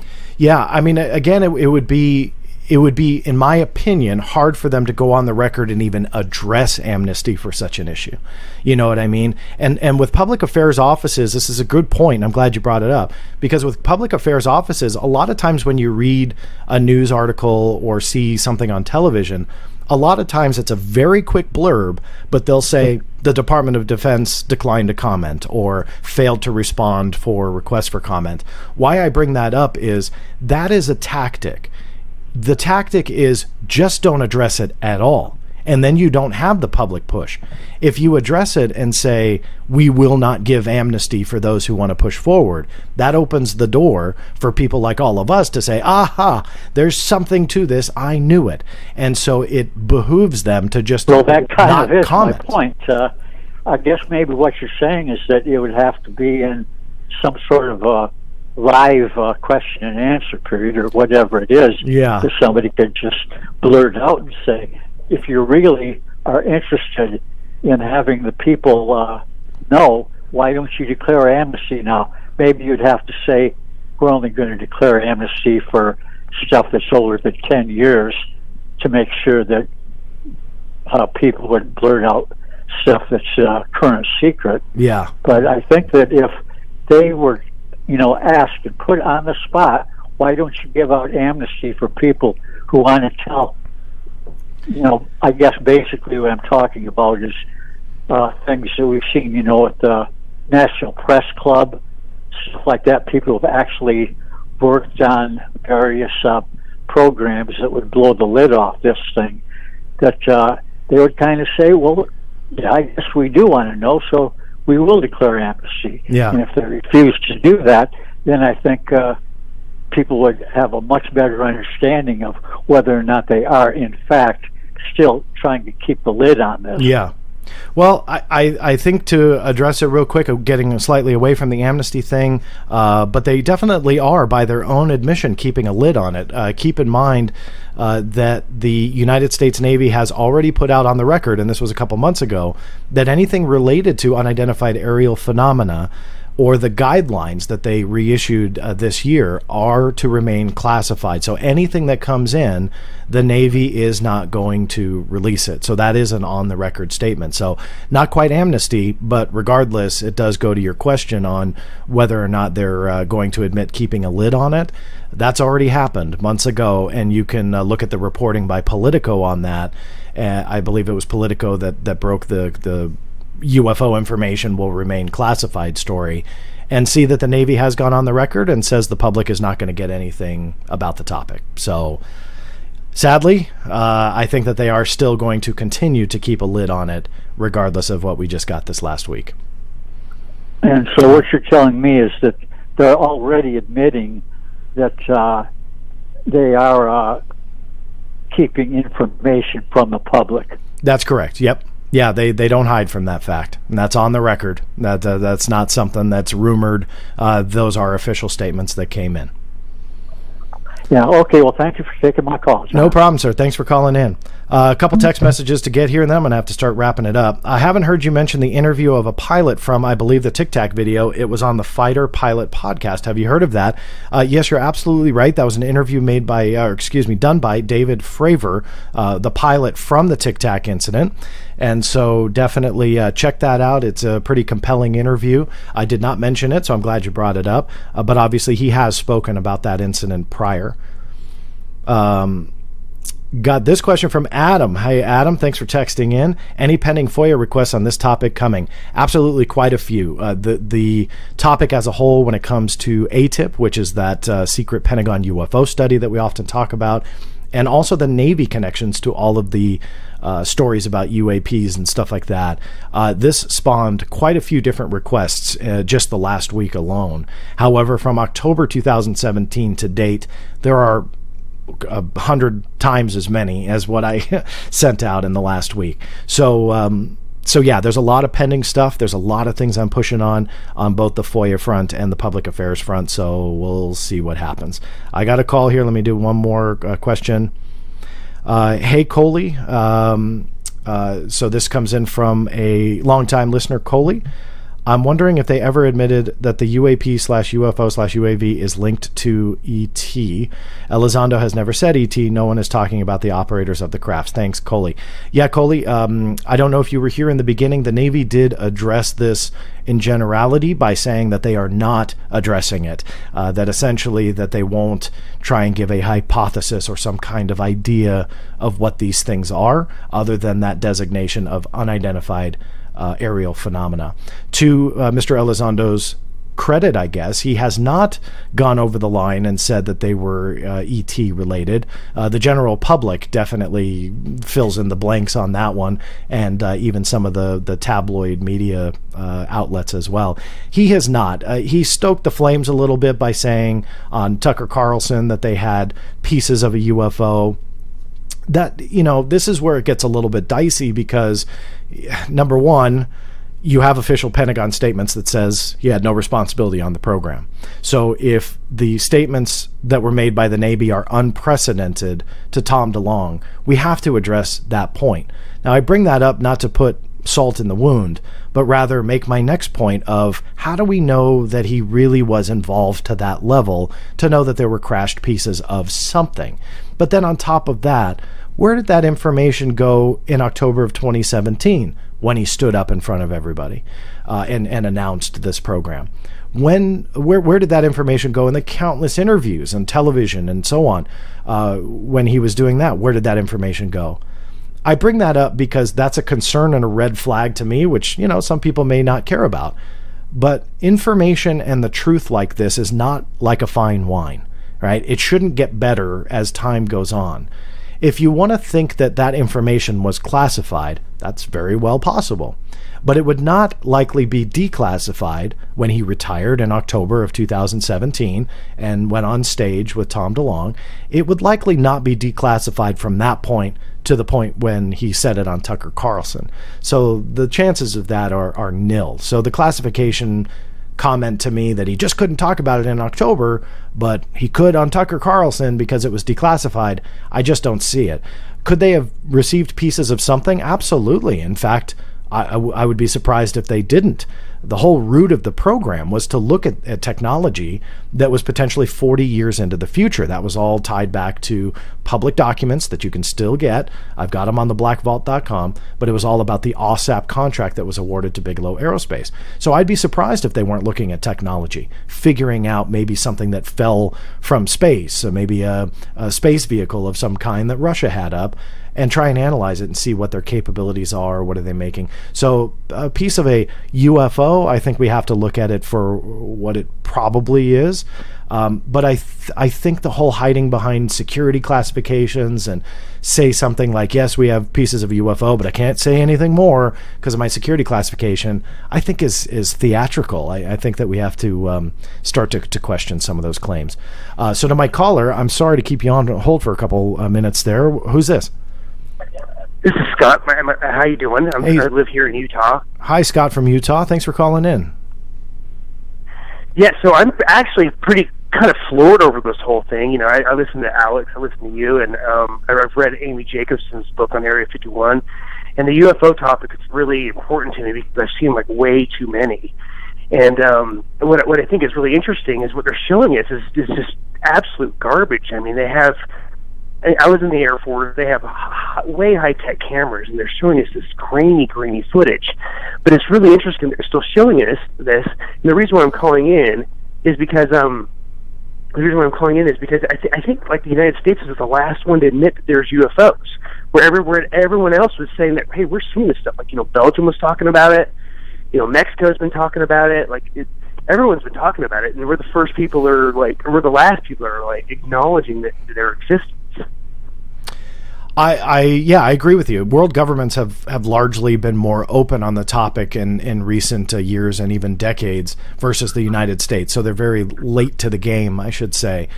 But I would say if this was a competition, the U.S. Navy just kind of trumped some of the other governments by starting to label it a phenomena of some kind, starting to look at actual evidence that exhibits technology that we may not even have today. That starts to open up a slew of other questions. So regardless of them being late to the game, they just added a lot to the story by saying, what they did. But you're absolutely right. World governments have absolutely been more open about this topic than America. No disagreement there.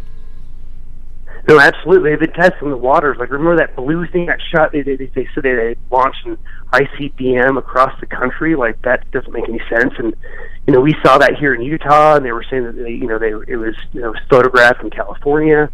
But anyhow, I also wonder if this is also tied in with the whole Space Force thing. So maybe this could be, they're saying, hey, this stuff actually exists. This is why we need a Space Force, because something's going on. It also reminds me of Childhood's End, where they're just kind of like just testing the waters, how sleepy people are. Yeah. But I've got for me, there's just no doubt. I hear these conversations all the time, and this and that. But it's like I've seen way too many UFOs. It's not like the government's like, oh, we're going to pick on Scott. We're going to see what he has to think and see what he has to say. Because I'm like in the middle of nowhere. And I'll be, be sky watching. I'm like, oh my gosh, what's that? Yeah. And with other folks, like it's not some lone nut in the woods. Yeah, I going back to your Space Force comment. I don't know if you were listening in.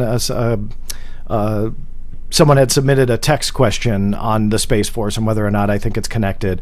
In a nutshell, I personally don't think that it is. I think that the Space Force is going to have a very specific job and operation and protect us from a very, very serious threat. I mean, I've got a lot of documents on the Black Vault about how serious some of these threats are when satellites are taken down and digital infrastructures are infiltrated and stuff like that, which obviously ties into our space assets. So I think that really is going to ultimately be the mission. I know a lot of people want to say that the mission is going to be looking out at threats versus looking in. Yeah, that may be an aspect to it, but I don't see it. Nor do I think that they would spin this narrative for something like the Space Force. I mean, as we know, if a president wants something or politicians want it, they'll find the money to do it, whether it be black money or not. So I don't think that they have to spin a public narrative, because did the public really ever get behind the Space Force other than say it was really cool and we needed it? But it's not like we had this massive vote that said, hey, based on the revelations of these UAPs and UAPs and UFOs and Navy statements and this and that, we need a Space Force. So that's why I really don't see the evidence to connect the two, at least not yet. Oh, that's fine, totally. Now, correct me if I'm wrong. I've been hearing rumors that the Navy says that they've only really kind of charted 10% of the ocean. Have you heard that, or is it totally off base? I'm sorry, it kind of broke up. That the Navy what of the ocean? The Navy says that they only really know about 10% of the ocean. Like it's just really big. Yeah, no, it is massive, and I think that's more of a scientific piece of information versus just the Navy, meaning there are, I don't know what the exact percentage is nowadays. I think it's a little higher than 10%, but there is a high percentage of the ocean that we just haven't really explored yet or mapped. And so, yeah, I mean, we're getting a little bit away from the UFO/UAP debate, but in the same respect, and especially with the Navy, and we'll see if maybe there's a story about this coming up. But there are rumors and stories that the U.S. Navy not only sees things in the sky, but sees things in our ocean. And in our oceans, that there's things that you just cannot explain. And they call them USOs, or unidentified submersible objects. No, that's not an official acronym, at least not yet anyway. Not any statement that I've received yet. But that is a very important topic. But going back to your point, yeah, there's a mass amount of our oceans that we just have no idea what's there. We haven't mapped it. We haven't explored it. And, as time goes on, maybe we'll make some more discoveries. Yeah, I think it's just so interesting. The Navy is the one that's bringing this up, not the Air Force.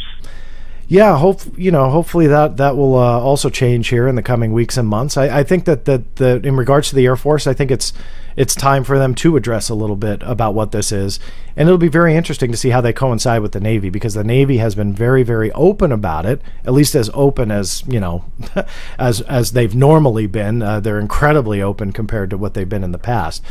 Still very, very classified, obviously. They're still very secretive about it, but regardless, they've really gone on the record. So I think that it's time for another military branch to address something.